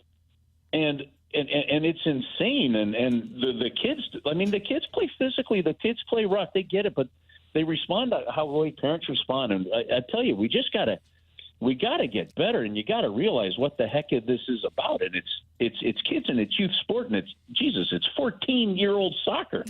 Like it just blows my mind. I don't know what is wrong with some people. I mean, stand over a 14-year-old girl and say that's how you do it. Keep taking them down. Unbelievable, just wrong behavior, and they almost had to clear the sidelines yesterday. It's embarrassing and wrong, and I keep bringing it up, Randy, because we need people aware of it to keep things calm. It's just it's stupid. I'm kind of at a loss for words beyond that with what I saw. No, that is really shocking, and it is a huge issue because you need refs out there, and it starts at home, right, Kerbs? I think that's the biggest thing there is that it starts at home with making sure that you're doing the right thing as a parent. Listen, I was putting it out on Twitter a little bit today. I think it comes down to respect, Brooke. Yes. I mean, look, guys, we work in pro sports, and officiating is tough. And, yeah, I'll get on refs at an NHL level, but we're talking pros at a different level here, okay? When we're talking youth sports, we're talking moms and dads. We're talking people making $25 a game that are giving up entire days and giving up entire weekends, to make a little extra money and to do their best. And are some good? Absolutely not. And where you do get frustrated as a parent, and I get it, is when things get out of hand and you start to worry about the safety, like some of the rough stuff. But there's ways to do it. We can put that energy into helping these officials organizations with better training. We can put resources into it. We can put effort. We can put support in there. But the behavior on the sidelines and just continues to blow my mind. And I wonder why it continues to get worse. I don't know if it's the pay-to-play formula. I don't know if it's the amount of money parents are spending for travel tournaments, all this other stuff, or local. It's just the temperature has to calm down. And every now and then if you step back and you look around and you see how many kids are playing, right? You realize, guys, that's just like an hour of their day, and most of the time when you get them back in the car, the next thing they're talking about is whose friend's house they're going to or what's going on. I mean, listen, I drove down Friday with 4 of Ava's teammates in the car, and I had to look at the dad I was driving with because at one point in time we're hearing them doing hand farts and armpit farts, right? And then at dinner that night they were talking about which movie, like when they were kids, which Barbie movie was their favorites, and we're looking at each other going, he's the same group of kids that were doing hand farts in the car. Like, I mean, that's the fun that we're having with this kind of thing. And then you see the sideline stuff and you're like, that's insane. So I'm just keep imploring on people, please get it real. Like, get a grip and be smart, because there's so many great lessons that you should be learning about teamwork and teams. And yes, winning and losing is a part of it, but you learn about that too. And just keep perspective. It all comes back to manners and respect. Well, now we got to talk about some Blues, because it was great seeing you the other day over at Centene for the Blues end of season presser. And there was a lot of takeaways with the conversations with the players. And of course, we heard from Doug Armstrong and we heard from Drew Bannister. But the thing that I kept hearing, especially from the players over and over again, is that they felt like they weren't too far off from where they should be. So what do you believe is the missing piece that they could address this offseason to really complete this for them and push them over the edge of what they're talking about, Kerb? Well, I think that's positive thinking at the end of the season. I mean, you realize you missed the playoffs by just the difference of probably 3 games, winning 3 games in regulation. When they say they're not far off, I think that it's redeveloping an attitude. And look, when you start to rely on younger players, you've got to get them to figure out how to win. They've got to get the buy-in. And you saw the kind of buy-in that Jake Neighbors had very quickly. If you get that kind of buy-in from Bolduc and Dean and maybe Dvorsky, and over the next year or two, Snuggerud or maybe Lindstein or Stenberg, those kind of things, it can be a big difference. But the one thing we know, Brooke, is this about Doug Armstrong. Doug Armstrong believes that, and he knows that all these draft picks and all these prospects that they have, not all of them are going to play for the St. Louis Blues. If there's an opportunity for him to move a process forward and get a good player, and we've seen these kind of trades from him over the years. He's going to do that. And so a couple pieces, I think they're more than just a couple pieces, but I think you're encouraged by the fact that you've got outstanding goaltending. You've got a good anchor on the defensive core, and you've got some good middle-aged and young talent, on the forward side. It's just a matter of putting it together and getting a few more depth pieces that were more consistent, I think, than you had this year. And if you do that, then they're going to stay competitive while they're working through the glitches. Kerbs, you can't keep everybody, but you saw when Dakota Joshua was here, he kind of fit what Berube wanted, and he had a really good start. Not that he's a superstar player, but he's one of those playoff fourth line kind of guys that the Blues had in 2019, and I'm glad to see him doing well with Vancouver. A couple of goals last night and an assist, and he was the number one star of the game against Nashville. Yeah, and you know what? He's such a nice young man. One of the first phone calls we had with him, the respect level and the way he could speak about the game and his passion, his love of his mom, and what his mom meant to him and what she did for him to get him, through college at Ohio State to play there and stuff. It's fantastic, and that was a heck of a game. There were two pretty amazing games in the Western Conference last night with Winnipeg and Colorado, and then Vancouver coming from behind on Nashville.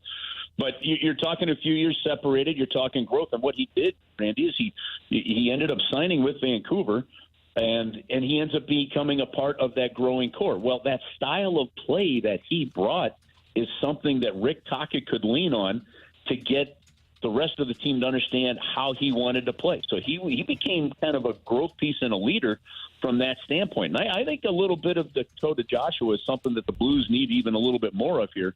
And Alexei Toropchenko, I think, is going to kind of fit that role to a bit. And I think he's growing into it just fine. And I love it when he speaks. I mean, I wish we should put a microphone in front of Alexei Toropchenko more often because he speaks from the heart and he normally says the right things.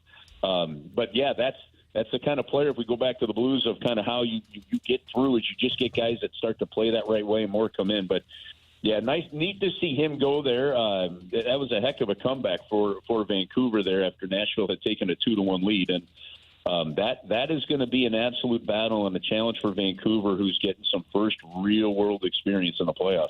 Kerbs, you've been doing this for a long time, but you do spend 8.5 months of your year getting ready for the next game, going to the rink, and from your perspective, with your job, you have to be involved every day. But just in terms of the season, it seems like you decompress pretty quickly making the drive to Louisville. Do you do that? Do you decompress from the season pretty quickly?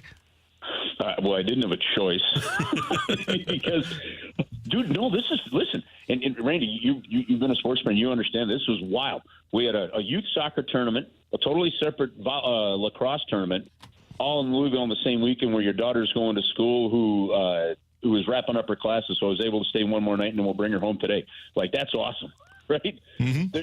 Listen, I've just gotten to a point, Randy, where you realize just how many more important things in life there are that sometimes than just game. And what we do for a living is all encompassing, like you said, for 8.5 months, but there's a lot of other life that still happens around you. And for me, what I've learned to do to decompress is I typically get a project in mind.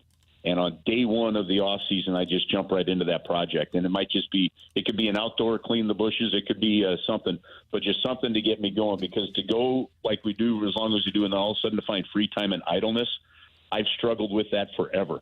So we keep it going. We just go high energy and then, enjoy watching the playoff games. And that's the other thing real quick. Like, my dad taught me a long time ago that you've got to learn to enjoy the game, because you're not going to always win. Like I can sit down and enjoy Cardinal baseball right now, even though they're struggling, right? And I can do that. I watched both, the Colorado and Winnipeg game last night, followed by Nashville and Vancouver, and thoroughly enjoyed the sport. And that's where I'm at, and I'm loving it. Kerbs, have a great day, have a great week, and we will talk to you soon, all right? You guys are awesome. Talk to you next week. Thank you, brother. See you. That is Chris Kerber, the voice of the Blues, here on 101 ESPN. Coming up, we've got a quick fight, and then Chip Caray, TV voice of the Cardinals, will join us at 8:45 here on 101 ESPN. It's time for a DraftKings at Casino Queen Redbird report on 101 ESPN. Brooke Grimsley here for your Redbird Report. The Cardinals swept by the Brewers in their first division series of the season. They were outscored 16-6 during the course of the 3-game series, with 5 of those runs scored on Saturday. They've lost the finale of every series that they played this season, going 0-7. On the bright side, Sunday, Sonny Gray shined once again, striking out 12 and allowing just 2 runs in 6 1/3.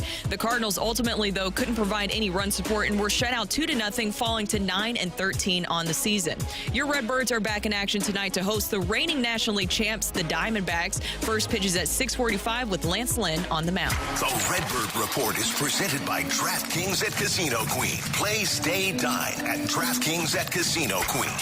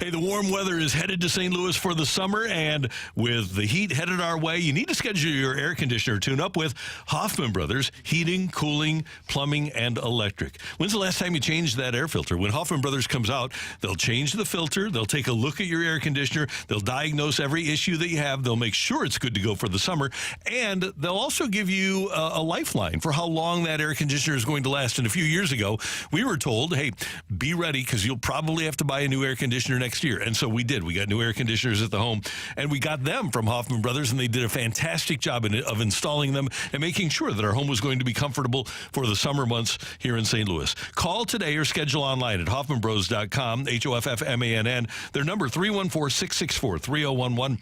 Hoffman Brothers is an independent American Standard heating and air conditioning dealer. And I told you that they do plumbing and electrical, too. All of your electrical needs. Need a ceiling fan for the warm summer months here in St. Louis? They can do it for you. Call 314-664-3011. Set up that appointment today with Hoffman Brothers.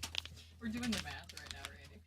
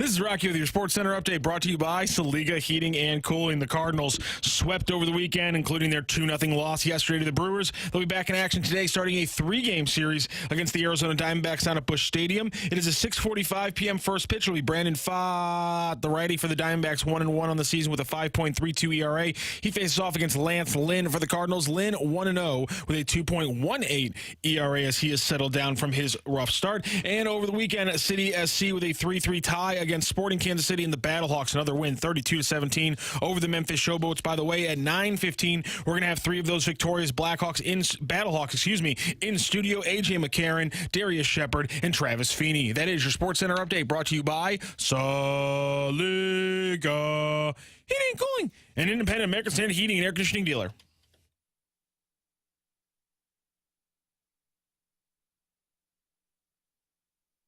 Welcome to the fight. In the red corner, Average Joe Listener. And in the blue corner, the undisputed king of morning drive. Please welcome Randy Carricker.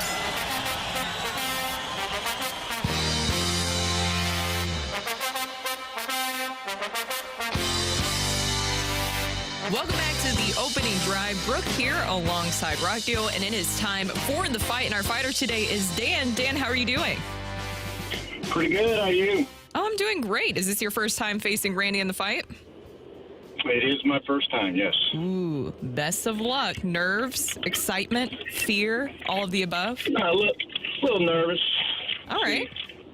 You never know. You never know. It's Monday, so you could catch Randy off guard. You ready for question number 1, Dan? Sure. Who did the Cardinals beat for their first World Series championship? Was it the Philadelphia Athletics, the Boston Red Sox, or the New York Yankees? Go with the Athletics. Unanswered. Like much of America, I was first introduced to Marshawn Lynch as he leaned back and drove a medical cart around the field while still in college. Which West Coast school did he play for in his college game? Was that UCLA, USC, or California? I believe it was Cal. You wrote those in first person, didn't you? I did, yeah. I knew I was going to read number 2, so I was like, I can just phrase it like this. That's one of my favorite videos of all time. Is Marshawn Lynch driving around, and if you didn't know who he was before, you knew who he was when SportsCenter played that endlessly. Exactly. All right, you ready for question 3, Dan? Yes. On this day in 2010, the St. Louis Rams drafted Sam Bradford first overall. Following his injury-filled stint with the Rams and short stops in Philly and Minnie, where did Bradford play his final season? Was it with the Chiefs, the Cardinals, or the Browns?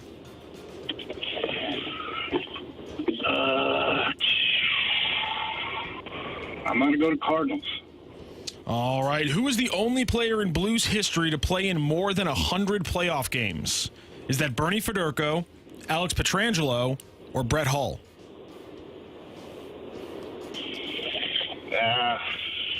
I'll go Hull. All right. We'll double-check the score and bring in Randy Carricker. How are you feeling, Dan? Horrible. Horrible? Why do you feel horrible? I don't know. I don't think I got any of them. Maybe one. You never know. You never know. And Randy hasn't finished his grapes today. No. So usually he has gotten rid of all the grapes at this point. Usually they're gone, disappeared. Yeah. Gone. So maybe there's a chance. There is. You never know. I didn't disappear them. You didn't disappear them. That's good. Yeah. There's also... We got a couple left there. There's a chance. There you go. Randy, say hi to Dan. Dan, good morning. How you doing? Good. How you doing, Randy? Doing well. Thank you very much for listening. Thanks for playing. We appreciate it. All right. Question number 1, Randy. Are you ready? Ready. All right. Who did the Cardinals beat for their first World Series championship? This would have been 1926, correct? And I believe that would have been the Junkies. I'm going to go with the Junkies. The Junkies. Randy, like much of America, I was first introduced to Marshawn Lynch as he leaned back and drove a medical cart around the field while still in college. Mm-hmm. What college did he play for? He was a California Golden Bear. Cal Golden Bear. I didn't realize they were golden. I thought it was just the Bears. No, Cal Golden Bear. Yeah. I wonder if he had, if his favorite food in Berkeley was at a little restaurant where he ordered a quesadilla. A quesadilla? I think it's always been Skittles. It might be. Oh, yeah, the Skittles. He also quesadilla. He likes to have a quesadilla with pico de gallo. Oh, my God. I love Brooklyn Nine-Nine. It's a great episode. You ready for question 3, Randy? Ready. On this day in 2010, the St. Louis Rams drafted Sam Bradford first overall following his injury-filled stint with the Rams and shortstops in Philly and Minnie. Where did Bradford play his final season? He played his final season for my Arizona Cardinals. He had a bad knee, and he went to visit my Arizona Cardinals, and he signed there and had a bad knee. But got paid a bunch of money to go there, and then never played again. Replaced by Josh Rosen? I think so, yeah. The timeline lines up there. I forgot about it. Yeah. Chosen Rosen. Yeah, that was something, wasn't it? Yeah. I have an Arizona Cardinals cap I really like. Love it. Got it as What a gift. happened It's one of my to favorite. Rosa, by the way? He wasn't very good at Yeah, he just kind of faded off into the sunset. He wasn't very good at football. He disappeared, you say? He disappeared? Yeah, he got disappeared by the NFL. Who was the only player in Blues history to play in more than 100 playoff games, Randy? Only Blues player to play more than 100 playoff games. I'm guessing it's not Dakota Joshua. Oh, my gosh. Quite the pull. I like that. Second mention for Mr. Joshua today. So, 12 years for be a career high Bernie for him. Federko. Bernie did not make the playoffs in his first 2 years, but had like a 10-year run. And would he have played 10? Because he got to the conference finals against Calgary. Won a lot of first-round games. The only other possibility would be Hully, who let's see, Hully would have made the conference. I don't know. I don't know if he would have made the conference. I don't think he did. So I am going to go with the guy who played the most games for the Blues, in Bernie Federko. We have another tiebreaker today on the fight. Look at you, Dan. All right, here we go, Dan. Here are the rules for the tiebreaker. I am going to read out the question. We're going to give Randy a moment to write down his answer. Then, Dan, you can give us your answer audibly. Randy will then confirm what he wrote down with the listeners and with the camera. And then whoever's closest to the pin is going to be the winner of today's fight. Dan, do you understand those rules? I do. Going for the KP. There you go. Randy, do you understand those rules? Yes, I do. I've got my Lindenwood paper here. Okay, by the way, the way you're going to be answering this question is in feet and inches. So Okay. 60 feet, 6 inches. There you go, just like that. The question is not how far the mound is away from home plate, though. The question is, in feet and inches, how tall is the Green Monster in Fenway Park? In feet and inches, how tall is the Green Monster in Fenway Park? Oh, he's mathing hard over Just there. a moment here. I'm not. I'm just writing. Randy Carricker is writing. He has written down. Don't see. Okay, if in feet and inches, Dan, what is your guess, sir? I'll go 36, 12 inches. That's. So wait, that would technically be 37 feet, am I right? 36, 12 inches? Yeah, I'm sorry, 37 feet, 12 inches. So 37 feet even is what you're going to go with. 36 feet, 12 inches would be 37 feet even, correct? All right, Yes. so very close fight today. Randy, what was your guess? Just to confirm I it. said 36 feet and 10 inches. So there is not a lot of clearance today. We have a winner in today's fight. Ring that bell. The winner and new champion of the fight, Average Joe Listener. The fight is presented by Golf Discount of St. Louis, with the most experienced club fitters in town. Why shop anywhere else? Congratulations, Dan. It was so insanely close on this tiebreaker. I cannot believe this. The Green Monster stands at 37 feet, 2 inches. Wow. Randy, you were only 4 inches off, but Dan, you ripped it 2 inches away. Almost perfect on the tiebreaker. Talk about close to the pin. You practically lipped out for the win on that one. Great, Dan. Congratulations. Good job. Thank you. Way to go, Dan. You will be joining us tomorrow in the fight. Let's go through those questions and those answers. It was, in fact, the New York Yankees who the Cardinals beat in their first World Series championship in 1926. The Athletics were number 2 a few years later. Like much of America, I was introduced to Marshawn Lynch when he was at California, and he was riding the medical cart around. On this day in 2010, the Rams drafted Sam Bradford first overall. The Rams, the Eagles, the Vikings, and then it was, in fact, the Arizona Cardinals, his final stint. And with 102 games played, just over the 91 played by Bernie Federko and Alex Petrangelo. Brett Hull is the only bully to break 100 games played in the playoffs, like I said, with 102. So a 3-3 tie, and then the 37-foot 2-inch Fenway Park Green Monster is what decides it. Dan, we'll talk to you tomorrow. Thank you so much for joining today, sir. Thanks, guys. Thank you, Dan. Thank you, Good to have Dan. you with us on 101 ESPN. Coming up, the TV voice of the Cardinals, Chip Caray, joins us on the opening drive on 101 ESPN.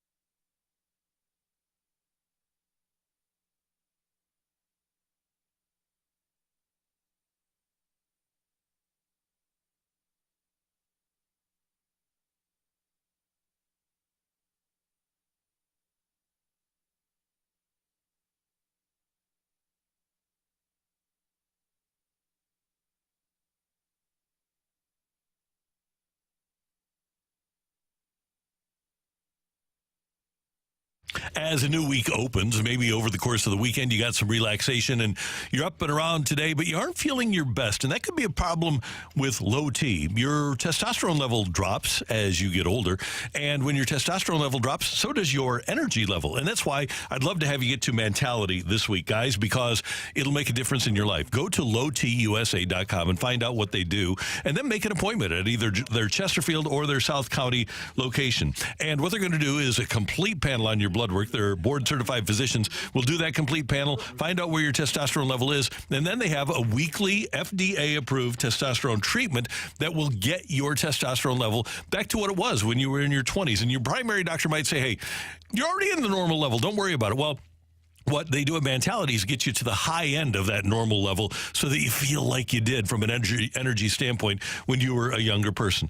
Start today at lowtusa.com. Mentality is going to work with your insurance company to make sure that you pay as little out-of-pocket expense as possible. You can get back in the game and be the guy that you want to be with Mentality.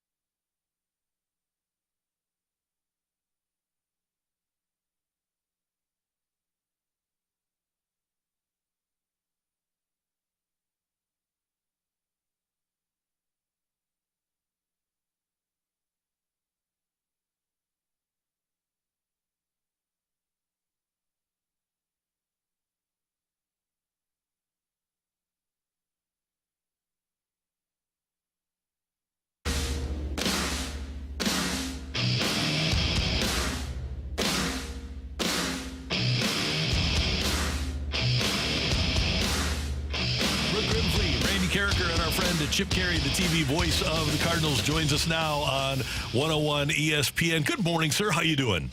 I'm doing great, guys. How are you? Good. Hey, I want to start with this. What a thrill it must have been for you in Oakland last week with your son broadcasting for the A's. You're doing the Cardinals, and I saw a lot of the social media, the photos, and the interviews. And what a thrill. What was your biggest takeaway from that week? Well, it's fun to pass the torch finally, and I've got one off the payroll, so that was great. But I'm really proud of him. Chris is a super kid and a really, really talented young man. And you know how it is when your child leaves the nest and spreads their wings and they start to soar and do things on their own. It's really, really rewarding. The way he was raised by me and my wife, couldn't be prouder of him. And his brother's in AA doing games by himself, which is great for his professional growth. And he's going to hopefully get a chance in the not too distant future as well. So So we're really blessed beyond belief, really, really proud of him and happy for him. And the fact that we won the series over his Oakland A's was just a little bit of icing on the cake. Chip, it was just such an awesome moment to see. So how does that work? You know, being the father and I'm sure also mentoring him as well. Does he send you clips of himself, or do you kind of poke it and say, hey, maybe I would have done this or that? How does this work of balancing the dad and maybe even the mentoring role with him? Well, that's the hard part, Brooke. You know, this is a personality-driven business. Dad has to leave him alone and let him figure it out on his own. If he asks me for something, I'll offer advice, but, you know, it's kind of like doing that with your partner. You know, you don't really want to give advice where it may not be wanted because it usually doesn't end very well. So I think it's really important for him to figure it out on his own. He's been around it enough to know where the boundaries are. So that part of it's pretty easy. It's just like anything else. He's a new guy in a new place, trying to find his way personally and professionally and how he fits in and what his role is going to be. And I think he's done a really, really good job of doing that without Dad's input. Hey, Chip, one of the old axioms in baseball is you never look energized when you're not hitting. And the Cardinals don't look energized right now. I think we can all agree with that. I don't know if that's because they aren't hitting or if they aren't hitting because they aren't energized. But you're down in the clubhouse, and everybody talks about this clubhouse being energized. Can you give us your read? Yeah, I don't think it's a lack of energy. I think it's just a lack of production when it matters most. And I think it's a chicken and egg question. Would you rather not have any opportunities to hit with runners in scoring position and not score, or would you rather have the opportunities but be frustrated that you can't get that big hit consistently? And I think that's really where we are. There's no qualms with how the Cardinals are getting on base. There's no qualms with the chances they have to score. They just haven't gotten many big hits, and it's incredibly frustrating from that standpoint because they've wasted such good pitching. They've wasted such good defense here in the first 3 weeks. But I think we all have to believe that Gorman's going to be better, that goalie's going to be better, that Arenado's going to be better, that Jordan Walker is going to be better. And if they are, then I think all of this will be by the wayside. If they're not, there's nothing the manager can do. I think Oli has he did yesterday. We made a roster move. He shuffled the lineup. They had some chances early in the game and didn't get the big hit. The pitching and defense has been great. I think Oli has handled his bullpen spectacularly well, which is a lot better. But if you don't hit and you don't hit when it counts, it doesn't matter what the manager can do. And ultimately, that's what's got to change. And as Randy mentioned, of course, you are around this clubhouse and you're around Oli Marmol. What is the feeling amongst the group right now that you're gathering from them?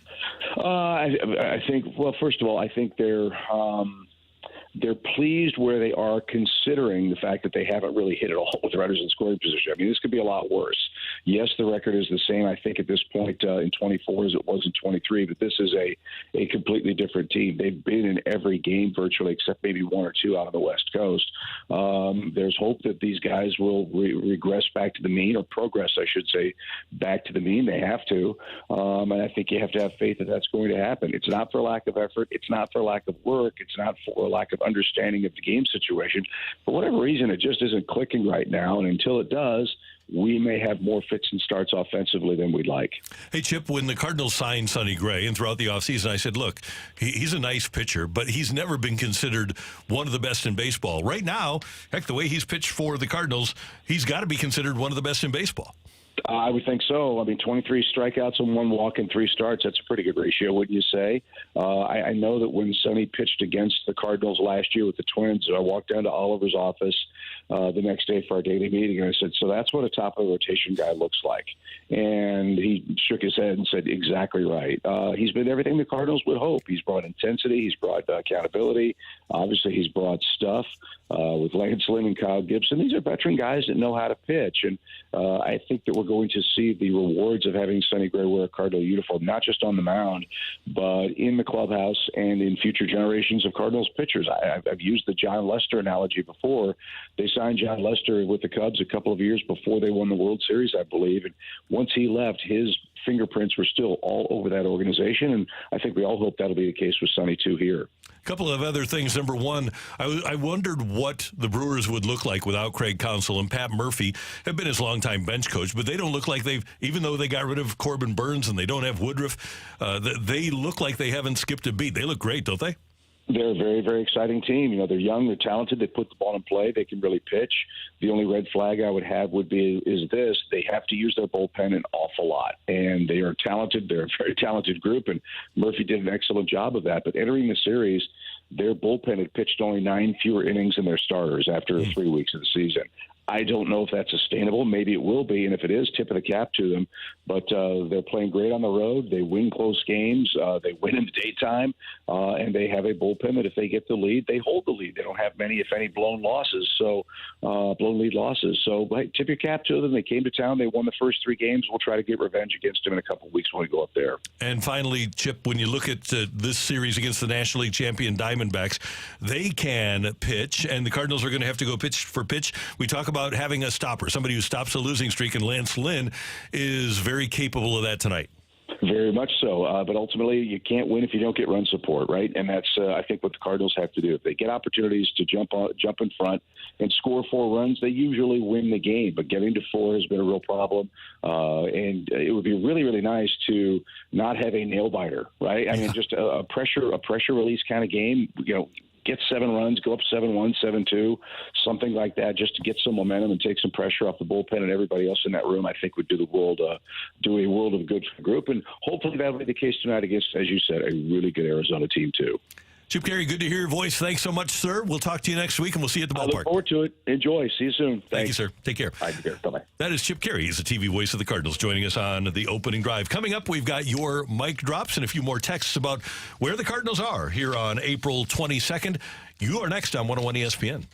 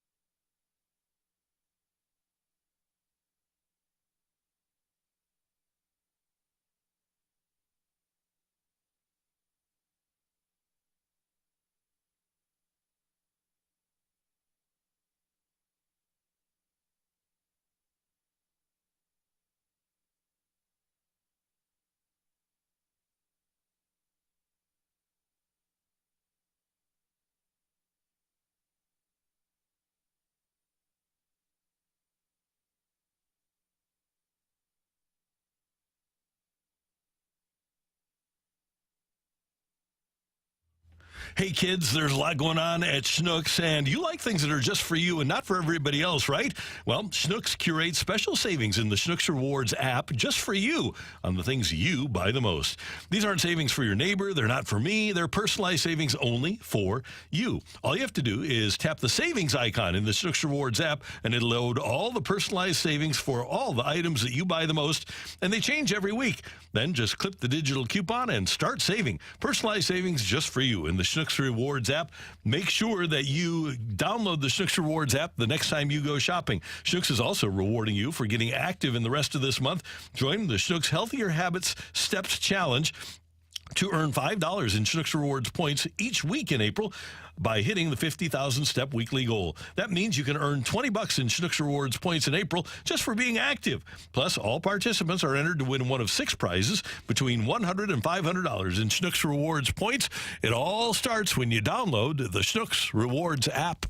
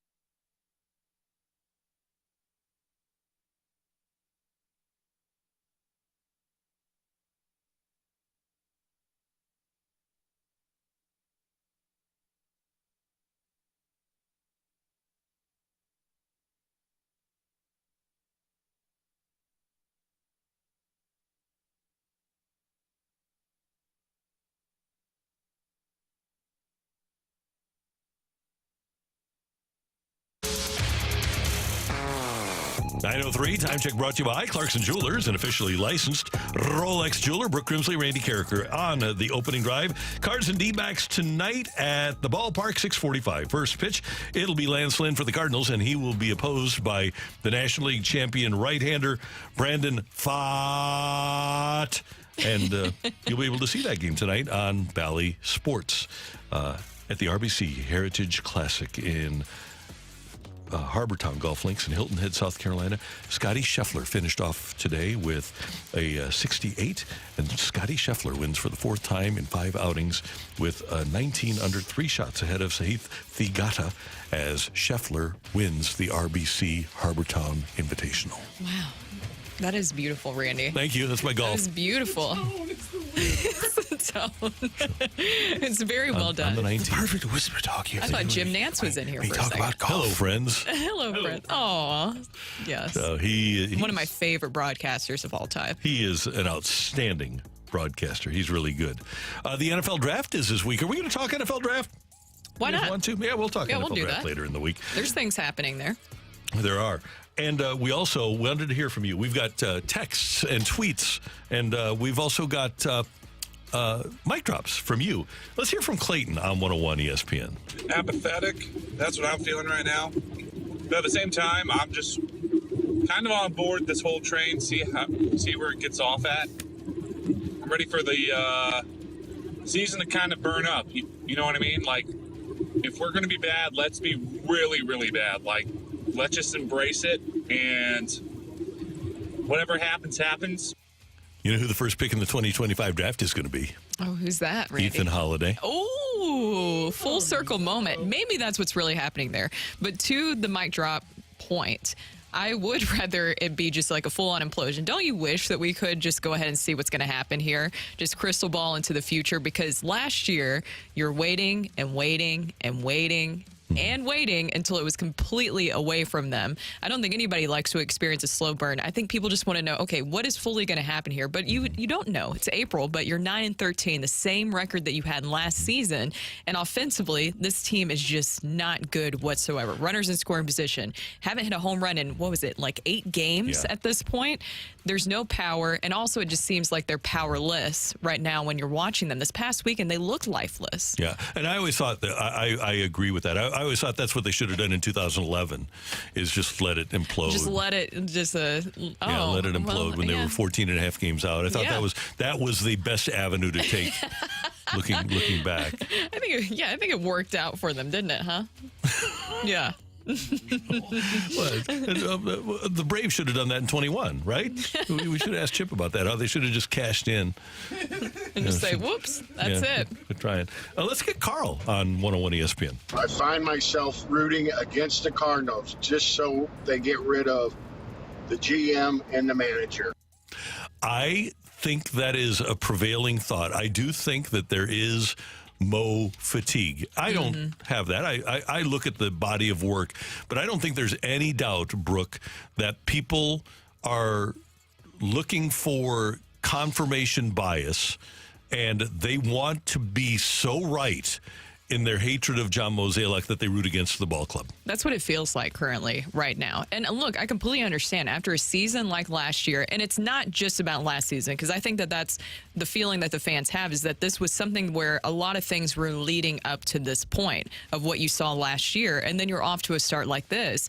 And so, of course, the seat is just getting hotter and hotter there. But at this point, what can you do or say?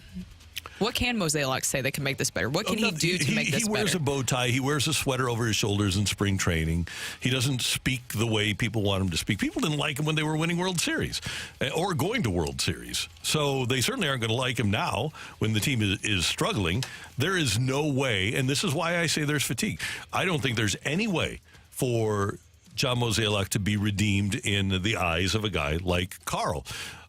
Because he has his opinion, and what he's going to do, the confirmation bias. He wants to strengthen that belief. That's why he roots for the Cardinals to lose, and that's a belief and a thought that's really hard to dislodge once it's in place. So even if they win, Mozeliak can't, and there are people like Carl, a lot of fans, not just singling out Carl, that are rooting against the team simply because they don't like the Pobo. Let's go to Connor next on 101 ESPN. I wish I could be as bad at my job as John Mozeliak has been lately. I mean, the guy has been awful in the last couple of years and got a raise, if I'm not mistaken. The message needs to change from patience to sense of urgency. We've been patient for too long. This organization should be stepping on people's throats, not just trying to get into the playoffs and see what happens. Make a splash. Let's go. And I think that's the thing. People just want them to try to step on people's throats like the Dodgers do. And the Dodgers have 0 full season world championships since 1988. With all the money they've spent over the last dozen years, they don't have any full season world championships to show for it. The Yankees haven't been to a World Series since 2009. They try to step on people's throats financially. The Red Sox had success with it. The Phillies have gone to a World Series. They have spent stupid money, but they haven't won a World Series with it. And then you look at teams like they go to the World Series and win it. Atlanta in 2021 didn't have a top 15 payroll. The Diamondbacks last year go to the World Series. They didn't have a top 15 payroll. There is something to be said for spending money, but it doesn't guarantee that you're going to be able to step on the throat and go to the World Series. Let's get one more here. And this is another Carl with us on 101 ESPN. Hey, guys. One of the things that I see is that they're process-driven. The thing with process-driven companies is they look at the process, not the people. The results are important, but the process is more important. Here's the thing. It takes focus and passion out so that you can objectively look at what you're doing. The problem with that is this is a sport. It needs some freaking passion in it. I could not agree more. Yeah. That is, to me, the biggest issue is that they are so process-driven that it gets in the way of doing things to actually win baseball games. You can have all the expected runs you want. You can have all the exit velo you want. You can have all the launch angle you want. You can have all the spin rate you want. But if you don't have athletes that are taught how to make winning plays in games, you aren't going to win. And Brooke, I talk a lot about the veteran managers. That's why the veteran managers win, is because from the start of spring training, rather than worrying about spin rates, not that they don't worry about spin rates, I shouldn't say that, but they do focus on winning baseball plays. Fancy stats is what, that was the first thing that came to mind. I like that when Doug Armstrong said that, fancy stats, all those things. You can't get caught up on those numbers because we keep circling back to this, but simply it just needs to be a game. It needs to be fun. It needs to be simplified. How many times do you hear veteran players say they need to simplify their game, their approach to get back to what they need to be? All the time. So at this point, and I agree with what that caller is saying, 100%.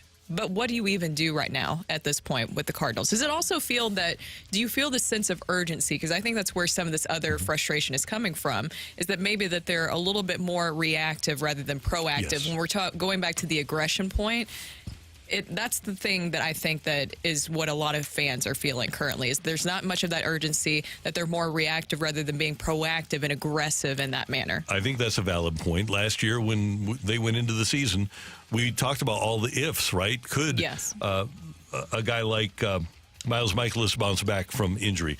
Could Adam Wainwright bounce back from a rough August and September last year? Could Jack Flaherty get healthy? A lot of ifs. Those guys are bad, so how do the Cardinals respond? They react by signing 3 starting pitchers. Maybe those 3 starting pitchers should have been signed to be proactive the year before and give yourself depth, but it just hasn't happened that way. I want to go back to one other thing about process versus results, because the analytics people have gotten away from the idea that batting average is important. And this is just a snapshot. It's not an end-all. No number is an end-all. But the Atlanta Braves lead the National League East. Their batting average leads the National League at 283. The Milwaukee Brewers lead the National League Central. Their team batting average at 275 is second in the National League. Los Angeles Dodgers lead the National League West. Their batting average of 259 is third in the National League. So the 3 division leaders have the top 3 batting averages in the National League. Totally small sample size theater here, but I think it does go to show, at least a little bit, that maybe batting average is a good indicator of how good a team and a hitter are. That's Brooke. I'm Randy, and that's today's Rush Hour Reset. Coming up, we're going to talk some Battlehawks football with some Battlehawks on 101 ESPN. I think this is...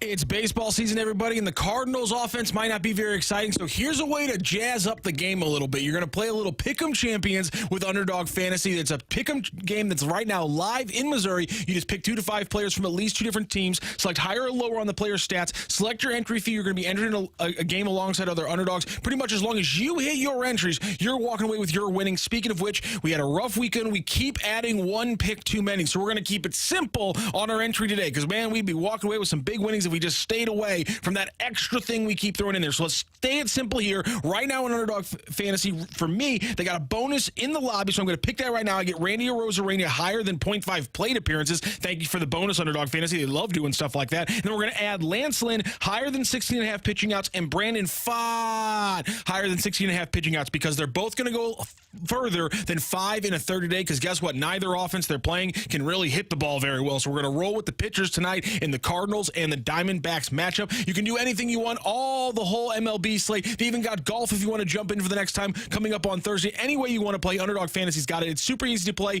and even easier to get started. You just go to their easy-to-use mobile app or to UnderdogFantasy.com, sign up with the promo code ROCC, and Underdog will match your first deposit up to $100. Plus, they'll give you a mystery special pick to use on your first pick'em entry. That's Underdog Fantasy, promo code ROCC to get your first deposit of $10 or more up to $100 matched, plus your special pick. Must be 18 plus in President's Day where Underdog Fantasy operates. Terms apply. Consider your play call 100-GAMBLER. Visit www.ncbgambling.org.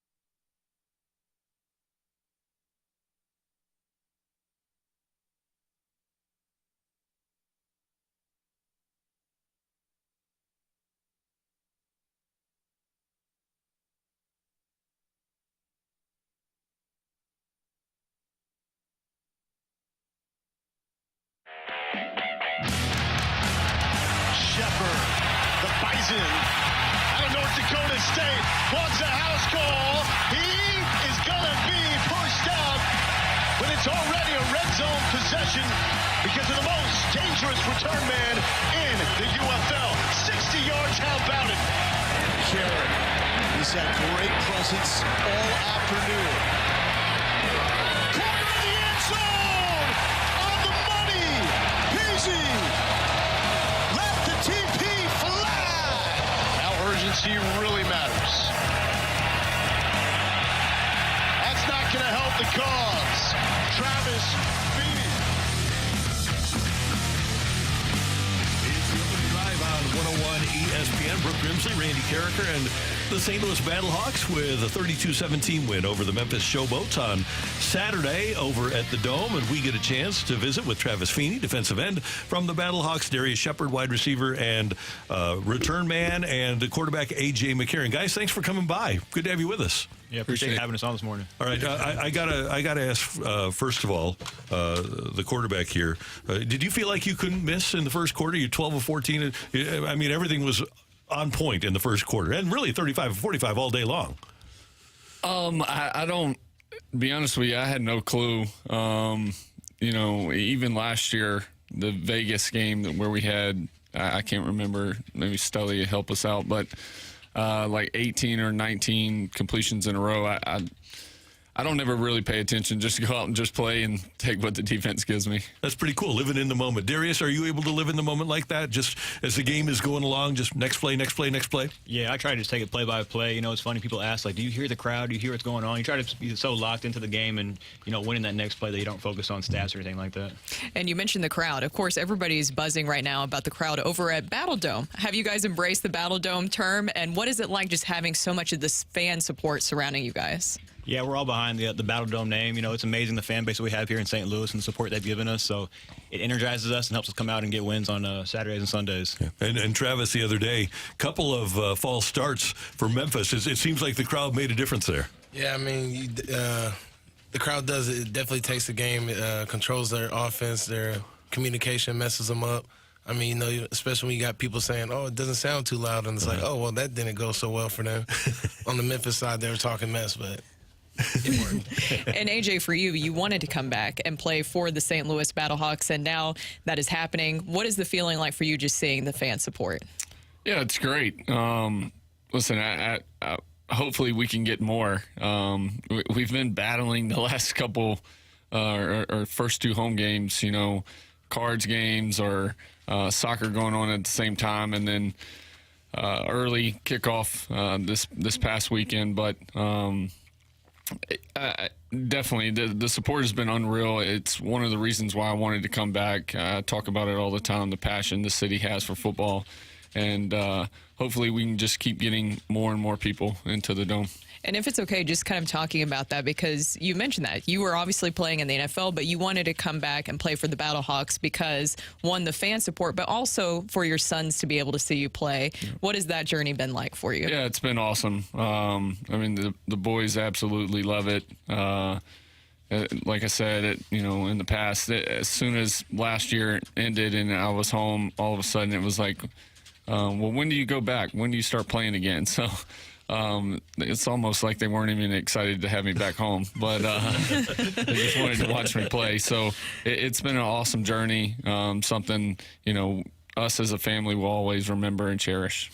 Hey, Darrius, you are a receiver that has been in NFL camps, and you were around Devontae, right? Yeah, with Green Bay. What's the difference between a typical NFL wide receiver and a typical NFL receiver? Let me put the question that way. For sure. You know, I think there's a lot of playmakers in this league in the UFL. I think the biggest thing is just getting another opportunity.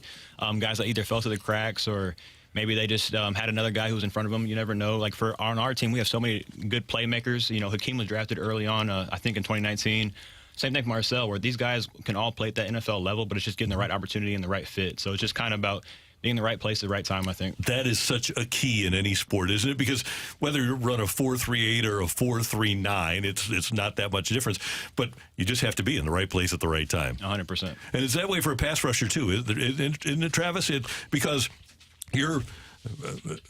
you obviously can rush the passer. You played at a high level at Washington, so you've got your spot here, right? Yeah, man. It's just like he said. It's just finding the right niche, the right spot, the right time. People going to talk for you. That's really what it is. And I mean, as long as you get your opportunity, just when you get your opportunity, you got to be ready to get it. So tell us about the feeling when you get a quarterback. With AJ's in the room, but tell us about that feeling. I mean, there's no better feeling than a sack. I mean, honestly, like because it's a momentum shift. It's a momentum changer. It's just like in basketball, making a big three. Coming in a comeback game, you're making back-to-back threes. Like that's how I would best describe it. Like you're on fire. You feel it. It feels good. And the quarterbacks hate it. Okay.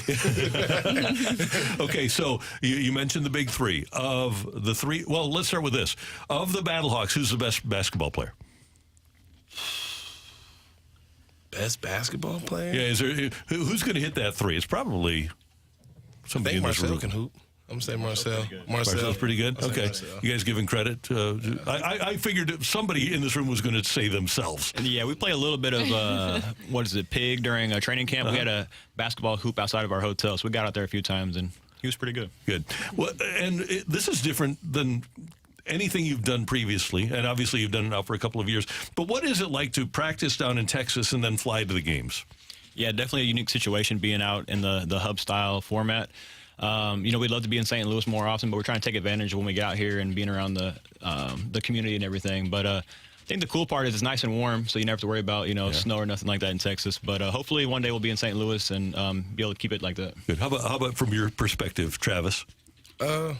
Like you said, I mean, it'd be cool to really be in St. Louis most of the time, but like right now, like being in Arlington is cool. Like you said, it ain't cold. It's hot. I mean, we get to go around Texas and explore Texas. So I mean, that's kind of cool. What have you guys learned about St. Louis so far? There's a lot of love for sports here. I know that. We've gotten involved with KerbSide, which is an animal shelter here, and they've done an awesome job just partnering with us and trying to help us spread the Battlehawk thing, but also helping them out with what they do. So a lot of love in this community, and we're excited to be here. How about you, AJ? You obviously you spend all that time in Texas. What do you know about St. Louis now that you didn't know before? Be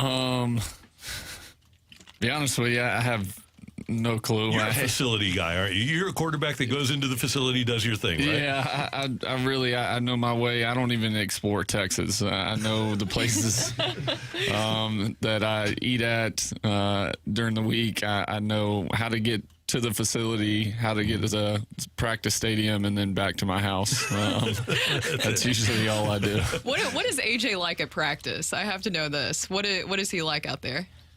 He's fiery every day. I said it yesterday. He's a competitor, so he wants the best out of us. And, it's funny because he demands a lot, but I think it makes all of us better at the end of the day. So you got to appreciate it. AJ, we didn't get a chance to talk to you after Nick Saban retired, and obviously you won a couple championships under Nick Saban. What did he mean to you as a football player and as a man? Yeah, I think, Coach just taught me a ton about, just the football world itself, sports in general, the way the day and age we're in now, especially. I think he kind of taught me it's really not about you, and everything nowadays, especially with NIL, is all a selfish mindset. What can I get? How much money are you going to give me? And at an early age, it was really during the recruiting process was, hey, it's fun to enjoy that, but it's really about the team, about the process of, winning, what it takes to be great, and not being result oriented. And so I think that really helped my mindset throughout college, and even into, being a father, teaching my young ones, my boys, how they should be thinking when it comes to sports or in life in general. So he's been a ton. What do you think about how much college football has changed since obviously your playing days with NIL, transfer portal, and now you're going to have the 12-team playoff format? I mean, it's changed a lot. Yeah, I think it's trash, to be honest with you.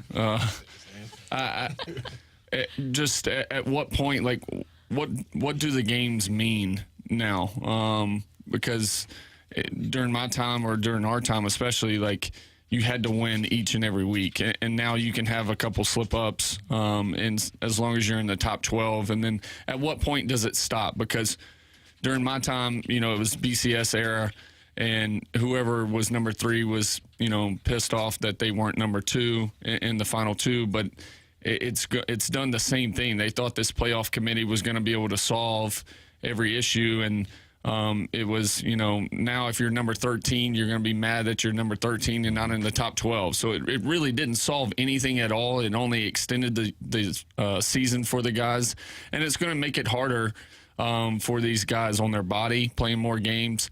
But I also think you're going to see big-time players that are high draft picks sit out of big bowl games. Yeah. Travis, you were shaking your head when the NIL and grab your microphone there. Why were you shaking your head? What are you thinking? I just think same as AJ, but I think a lot of it is like the guys aren't as motivated.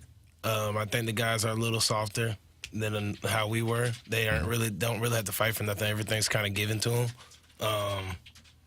That's what I don't like about NIL. You're just kind of just giving everything. Yeah, without even earning it. I got a bunch of guys in their 20s saying, back in my day, this is great. Yeah, right. I feel the same way as you guys. I think it's going to be hard to build cohesive units, isn't it? And Kalen DeBoer, Coach, who was at North Dakota State when you were there? Chris Kleiman, who's now at K-State. K-State. Yeah. Coach, they all have programs. They didn't just have a team year to year. There was a program in place. And we aren't going to be able to have that anymore. No, 100%.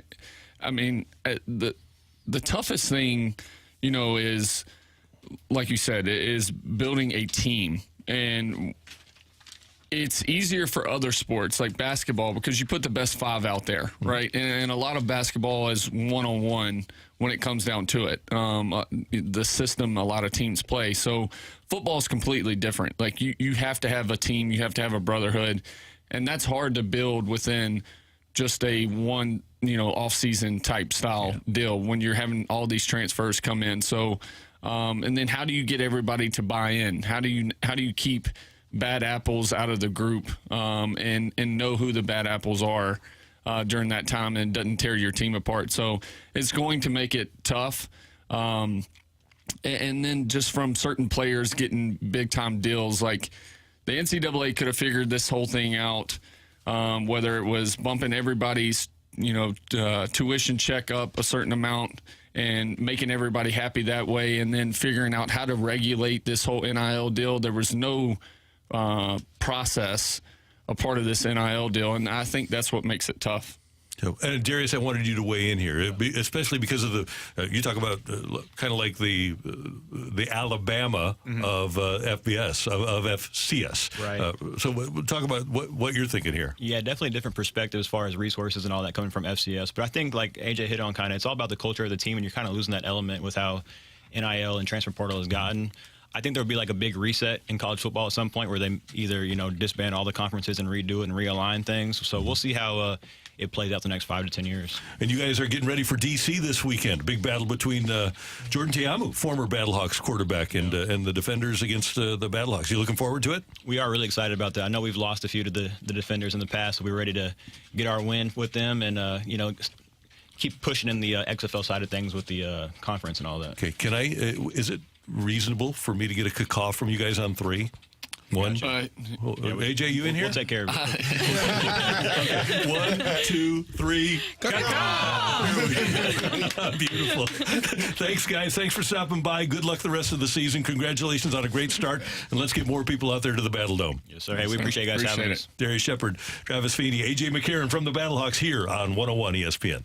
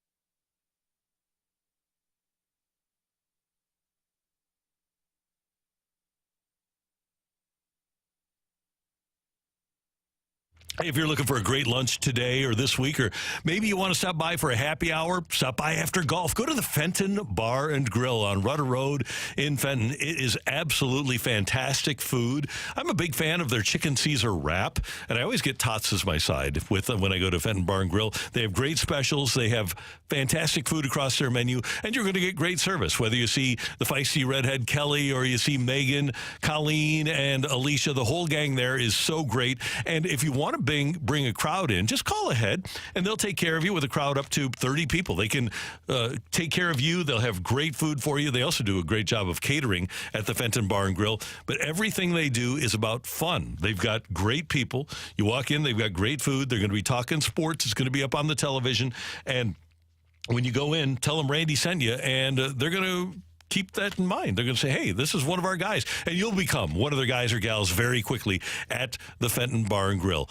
Check them out on the web at FentonBarandGrill.com. Enjoy their specials every single weekday and just have a great time. Hopefully I'll see you out there later this week at the Fenton Bar and Grill.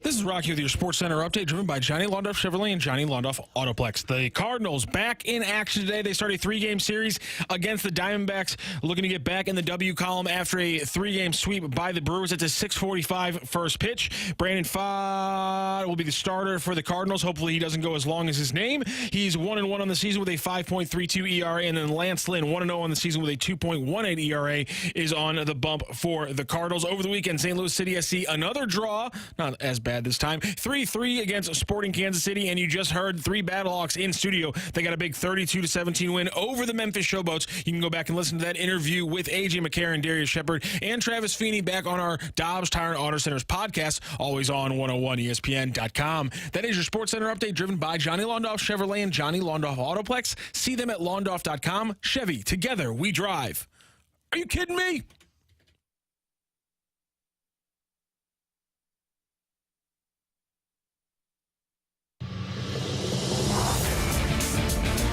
Going to get to some more texts here on 101 ESPN about the Cardinals situation. And Brooke and Matthew, I mentioned earlier that there are people who have a confirmation bias, who look for reasons to not like John Mozeliak. And I mentioned that one of them is the way he's dressed. And we get a text from the 573 that says, Randy, nobody cares about the way Mo is dressed. Carl, just like the rest of us frustrated fans, wants results, and all the organization gives us is BS.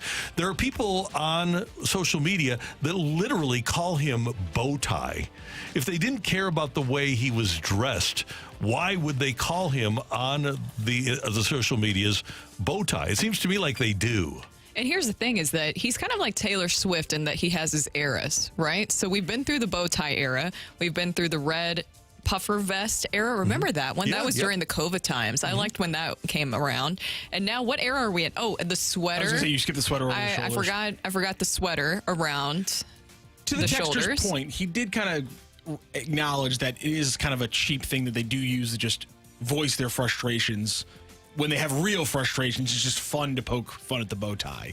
I do think it is kind of like a vehicle that people use to make fun of him, not the actual reason they're mad at him. But when the Cardinals were going to the playoffs every year, there were people that were critical of him because, that's a good point. That's a confirmation bias, is it not? You develop an opinion, and then you find a way to make your opinion more valid.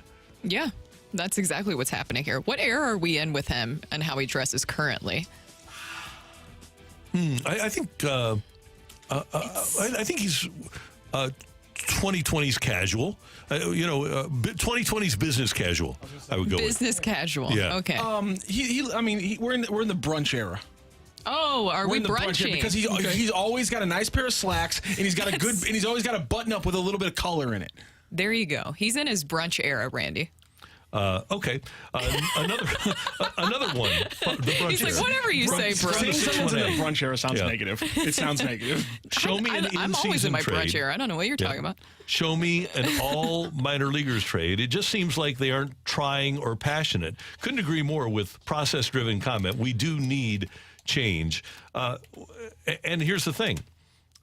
If you want an in-season trade, I don't think, here we are 3 weeks into the season, I don't think one has happened in baseball. Very rarely do trades happen until a couple of weeks before the trade deadline. You'll get that occasional 2 relievers for Willy Adames in May because one team, like the Rays at that time, wanted to bring up their prized shortstop, who, by the way, isn't their shortstop anymore. Occasionally, you'll get that. And the Cardinals have made trades in season at the deadline 2 years ago. They got they sold last year. They bought the year before when they got Montgomery and Quintana.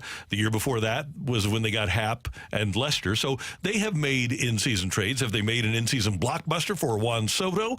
No. Or a Scherzer? No, they have not. But I think we're looking for an in-season trade now. That ain't going to happen. And any team could go try to make a trade right now, and it's just not going to happen. From the 636, something is off with the team. That's all we know. And that is fair. They do look like that they are just completely lifeless right now. And we have all the stats to talk about it. We talked about the issues with runners in scoring position, their lack of home runs right now that they currently are struggling with. Paul Goldschmidt doesn't look like Paul Goldschmidt. And you have Oli moving, obviously, Goldie down the lineup. You send down Victor Scott II. You bring up another catcher so that you can even use, because we talked about that. I want Herrera in the lineup every single day, but there's a risk, an injury risk. So then you have to bring up another catcher if you are going to have Contreras and Herrera in the lineup every single day. So at this point, can you say the same thing as last season, that this is once again a roster construction issue, or what is the bigger issue at hand here? I would suggest that roster construction is a part of it, and the injuries. The injuries do play a factor. Have played a role. Now, should they have known better about Tommy Edman? Perhaps. But yes, I think roster construction is part of it. This is a really good one from Preston on the YouTube chat. He says, we are in the tortured Cardinals. Oh, no, it disappeared. Sorry about that. We are in the tortured Cardinal fan era. It's not his fault that the hitters aren't hitting. I just love the Taylor Swift reference. Have you listened to the new album, Randy? I have not listened, although they have a channel now on Sirius XM Channel 13. Okay. And all weekend long, that's all they played. I listened to part of one song. 210 went a different way on the text line. He said, John Mozeliak could wear a banana hammock for all I care. I just don't want him managing this team anymore. That's reasonable. See, and here's another one. Randy, I see your point, but when people don't care for someone, they find any easy way to make fun of them. And Mo makes it very easy with this bow tie and sweater. You know what? I could make fun of him for the last big Matt Carpenter contract that seemed unnecessary. I can make fun of him for an $87.5 million catcher that 30 days in last year they tried to displace, and it looks like now they're trying to, or will, displace again and maybe move him to DH. I could look at the fact that they had a top 5 prospect in baseball who is regressing and hitting about 150. I could look at them as having a top 25 prospect in baseball, a left-handed slugger who's not doing anything. There's a lot of things I could look at before I would concern myself with how somebody looks or how they dress. There's a lot of complaints that you can make about the Cardinals. Their evaluation process and letting Garcia and Arozarena and Alcantara get away. Why don't you focus on the baseball part? The main thing is the main thing. Focus on the baseball part. Don't worry about bow ties. Don't worry about jackets. Don't worry about sweaters. Worry about baseball. I think that's fair enough. I think that's the thing, is that everybody wants to focus on baseball. At this point, what can you really do? I mean, we've had people text in. Their biggest issue is they can't hit. And that's the thing, is what can you even do at this point? Would you argue that they can't hit or they aren't hitting? They aren't hitting. I think that's the issue. If you want to find the crux of the problem, there it is. It is. Guys that we think should be able to hit aren't hitting. And how do you fix that problem? You can't. The thing is you have to wait. And that's where the patience portion comes in. But I don't think anybody wants to wait for this, because we've talked about this, where last year things just really got away from them so quickly. And you don't want to see that happen again this season. And I think that people just want to, when we're talking about the aggressiveness that they want to feel from this team and from the organization, they want to see the more proactive rather than reactive approach. There were times when, well, heck, the Cardinals fired John Mabry, right? They fired Bill Miller. But Tony would get impatient with hitting coaches, especially. He went through hitting coaches like they were water, and you can always find a new guy to be your hitting coach. So maybe maybe you need to, as DeMarco would say, maybe you just need to shoot a hostage and wake people up to pacify the mom. Yeah, and to wake people up in the clubhouse too. If you feel like it's not happening, don't give them any excuses. I think at this point, going back to what I was saying earlier, I think that you need to have some of your other past players who are now coaches like Skip, like John Jay, which there's going to be huge opportunities with the Marlins, obviously dismantling things, and Skip's not going to stay with the Marlins with everything that they're doing there. You have a huge opportunity when you're talking about bringing back the Cardinals way, which is, of course, winning. You brought back Lance Lynn, you brought back Matt Carpenter, but they're on the player side of things. What about having those additions more on the coaching side? But so that's next year, though. What about this year? That's the issue. I don't know what you can do this year other than hope and pray and somehow lift the curse of whatever's happening over this Cardinals offense currently. Yeah. And the Cardinals, they haven't gone to a World Series since 2013. And essentially, they wasted the stretch run of Yadi's career, right? The last decade of Yadi's career by not going to a World Series, which he desperately wanted to do. Same thing with Adam Wainwright. And at some point, with these veteran players that they have and these young players, those guys have to be rewarded by making that trip deep into the postseason. And the Cardinals are just going to have to figure out what the issues are. We've talked about pretty much every issue this morning, but it's the job of Mr. DeWitt, Bill DeWitt III, John Mozeliak, Michael Gersh, Randy Flores, Oli Marmol, to find out what the crux of the problem is and then fix it. And the players do have to execute at the end of the day. You're making a lot of money. You do have to figure out how to execute at the end of the day. Yep. We're going to head down the stretch with an edition of Rocc Roll here on 101 ESPN.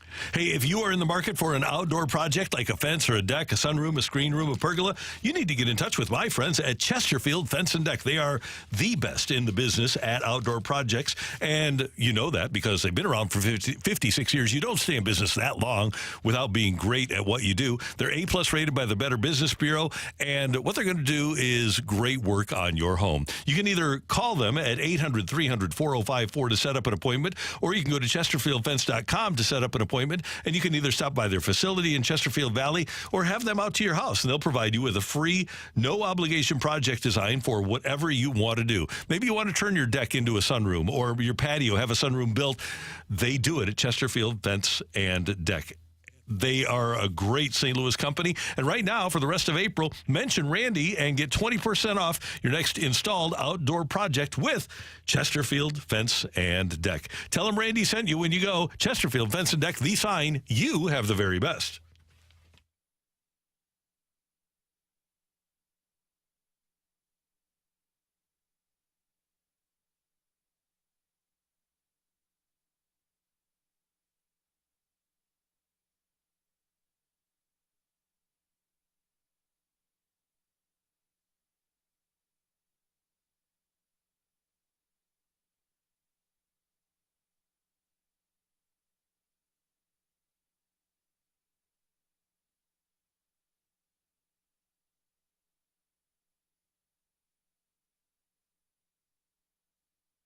ESPN, brought to you by... I want to rock! And roll.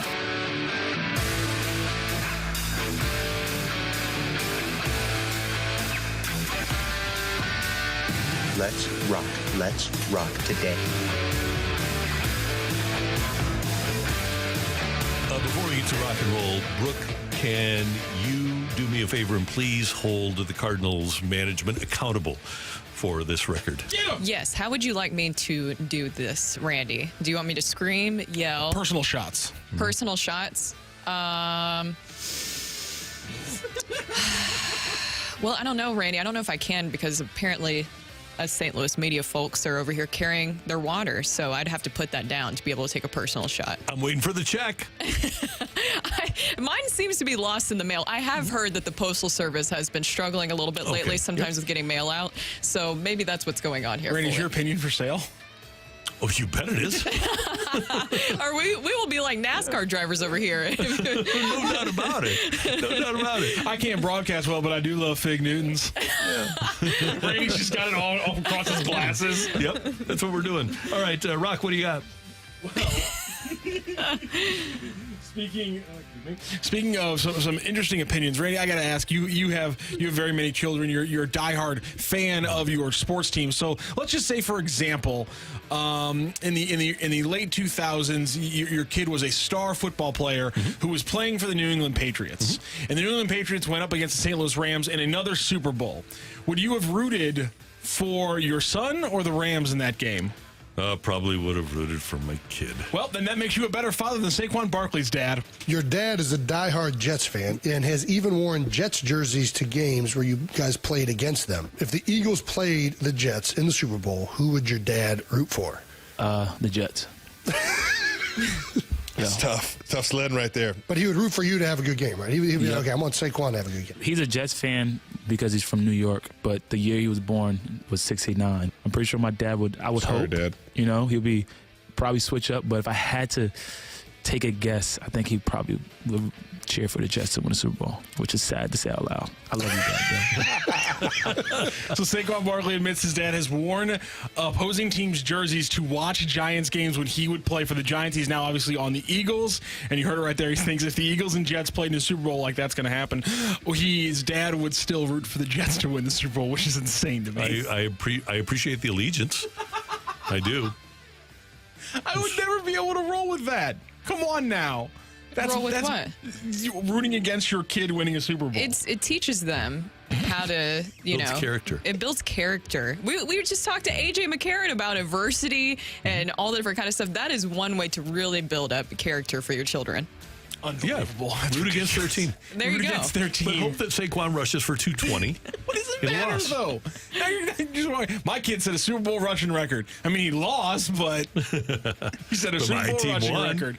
Whatever, fine. Let's talk about something positive, and that was, of course, what was going on with the local college basketball teams. I was alluding to it a little bit on Friday, but nothing was actually signed, sealed, or delivered. Well, that changed over the weekend. In fact, it changed not long after we were off the air on Friday as Mizzou got the signature of a transfer, Mark Mitchell from Duke University. That was a big one for them. And then obviously, of course, we get, as I'm now calling him, thanks to the Twitter user who responded to Benjamin Hockman's call for more nicknames of Robbie Avila, I'm going to go with Mr. Slew Alcindor has finally joined the Billikens. So, I mean, just a huge weekend for the Tigers and the Billikens overall. After a rough run of basketball, finally getting those signatures down. I think they got a good chance to pull Isaiah Swope from the Sycamores as well. All right. Let's go Billikens. And of course, hasn't been a great week for the Porter family necessarily, but I'm still hoping Javon Porter. What happened with the Porter family? We don't need to talk about that. No? I'm hoping Javon Porter is still potentially following in his brother's footsteps and committing to Mizzou.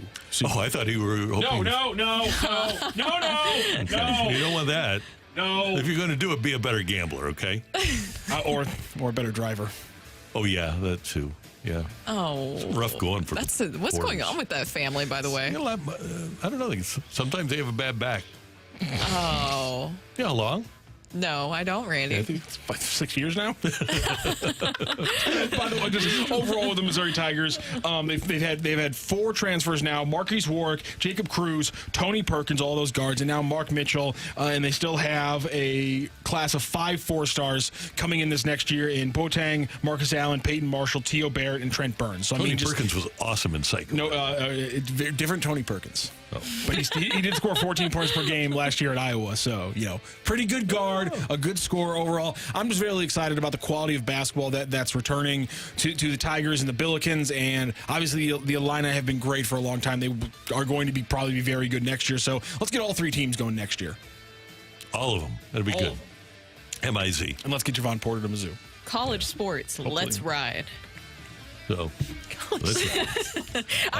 So Randy, can we do a little behind the scenes? No. So if the listeners haven't noticed, there's a new tagline that Rocchio has that goes along with his Saliga, and it's. Do you mind saying it? No, the Johnny Londoff one. Okay, it's the Chevy what? Yes. Say it. So when we do the Sports Center updates, it's driven by Johnny Londoff Chevrolet and Johnny Londoff Autoflex. See them at londoff.com. Chevy, together we drive. There's a missed opportunity here where we could say Chevy Country. Let's ride. Let's ride. That is a missed opportunity. We do.